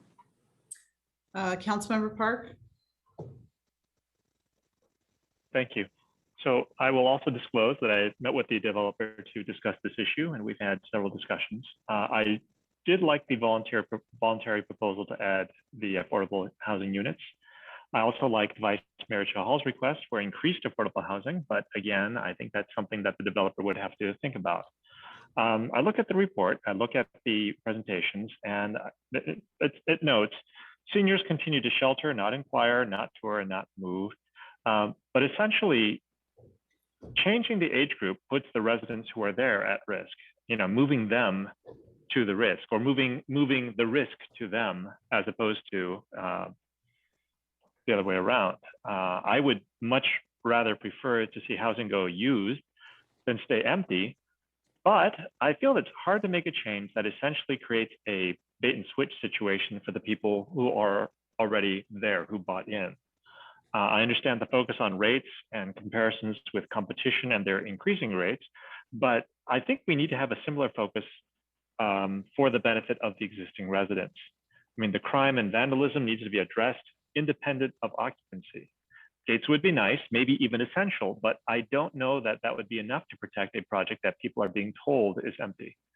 A meeting with police, as Councilmember Becker suggested, would seem very useful. My concerns at the time were that once zoning is changed, it's hard to go back without evicting all the new people that came in that were not seniors. I mean, it's kind of a one-way change. You can't remove the age restriction and then go back to a senior-only living arrangement. I mean, there were a lot of suggestions. I mean, there's multiple buildings, if you can reserve residential uses per building, but that didn't seem like it was possible. It was allowed. I think there was a legal problem with that. lower the prices for long-term savings. I mean, as Councilmember Becker said, and I've stated this many times as well, seniors are often on fixed incomes, and short-term discounts are not really considerations. In fact, when it comes to food, when it comes to housing, it's something that has been told to me was, people are looking for great housing at decent prices. Well, sorry, they're not looking for great housing at decent prices, but decent housing at great prices. And I think that that is a distinction that we need to look at, which is short-term savings are not nearly as valuable as long-term savings. The other suggestions were make it another special use, especially for special needs, because special needs families also have the requirements that seniors would have, very community focused. Again, not lift the restriction for all ages, but make it open for specific use groups. I don't know how useful that would be. And is there any way to move seniors or senior renters at other facilities to this location with incentives, with enticements, giving them free rent or lower rent even for limited times? I mean, they're a captive audience. If you can sweeten the deal, maybe you can move them over and free up housing in the other facilities. I really want to find a solution. I mean, I think that something that benefits the developer could also benefit us. But right now, I'm looking at the cost to the residents that are there. I would love to discuss this again, but I don't know that lifting the age restriction is the right answer, even now, even with affordable housing. I mean, I'd like to see what the affordable housing does to the occupancy question or the occupancy problem, but I would like to see the effects of that before we go into removing the age restriction. Thank you. Okay, I think we need to find a solution to this, because the last thing in the world we want is to have units vacant in our city when there's so many people that need housing. So there's a couple things. One, I wanted to know if there was any concessions offered to, generally speaking, without specifics to specific tenants, any concessions offered to the existing tenants who signed leases with the understanding that they were living in a senior facility. So I wanted to know that. And secondly, would there be a consideration for the affordable units, whether it's 10 or 15%, whatever it would end up being, that the affordable units maybe could go just for seniors, the opportunities for seniors in the space? It's my understanding, if I heard it correctly, and then when you answer the questions, you can clarify this, they're not larger units like family units. They're more single or one bedroom units on the property. So, the parking may be okay with your existing ratios of the future tenants that you're going to have here. In terms of the crime, this area is a lot different than Santa Clara Square area. Santa Clara Square area has all the amenities around that. And in terms of crime, I've attended a lot of the Santa Clara Police Department neighborhood outreach meetings, and that particular area is it's high in crime because of Valley Fair and the easy access to Stevens Creek and easy getaways. There's easy getaways all over the place, and that's what the bad guys look for. They take and they steal and they do certain things, and they have to get away quickly. So it's a vacant complex is an attractive nuisance for those types of activities.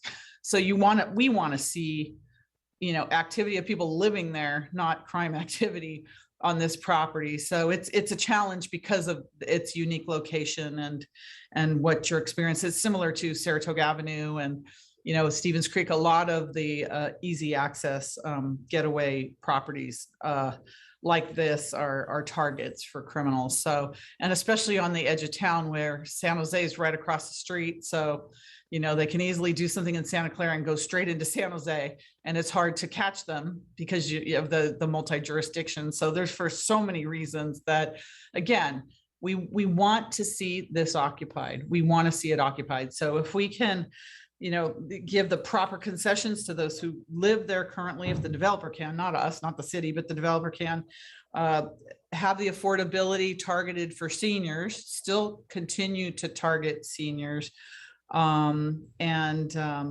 work on the crime issues. But no matter who lives there, we want to make sure that it's well protected. I think that we ought to find a way to have this property occupied. All right, so we've all had our chance to speak. So I hope whoever's, whether it's Rena or Steve or Eric or Tippy, whoever wants to answer. Let's start with Rena and the questions you may have picked up from the council. Sure, I wrote everyone's question down. So the ones that are not staff related, I will ping the applicant team. Great. So I guess the questions that Councilmember Jane asked are best for the applicant team. Councilmember Shahal did ask if we are able to request 15% of the units to be at 100% AMI. And as I had mentioned at the beginning of the presentation, because this technically does not meet the city's requirements for the affordable housing ordinance, because it is an existing project, not new construction, as in it's already a as-built product. We cannot technically require the city's affordable housing ordinance to apply, which is the rate that you are asking for is 15% at 100% AMI. But it's certainly something that you can present to the developer as if it's something that they would be voluntarily interested in providing. Whether or not the city wants to rezone and what affordability is offered is certainly a reasonable consideration for the city council when it makes its ultimate decision, although we cannot explicitly require it. So it's more of a request of the developer.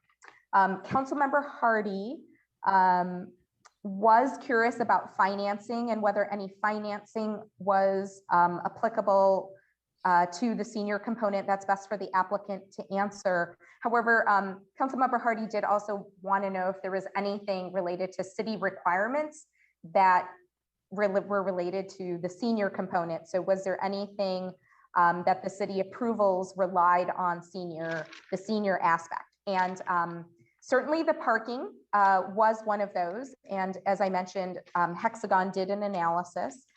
Also, the city's parkland dedication ordinance, there is a requirement that if a project is a senior project, it could get a reduction in what parkland fees could be applied to the site.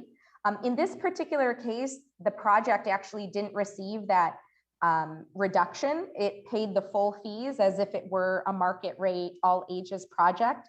And that was $1.9 million in parkland fees. So other than the senior component, excuse me, the parking component, there wasn't anything else that was strictly related to seniors as part of the entitlement process.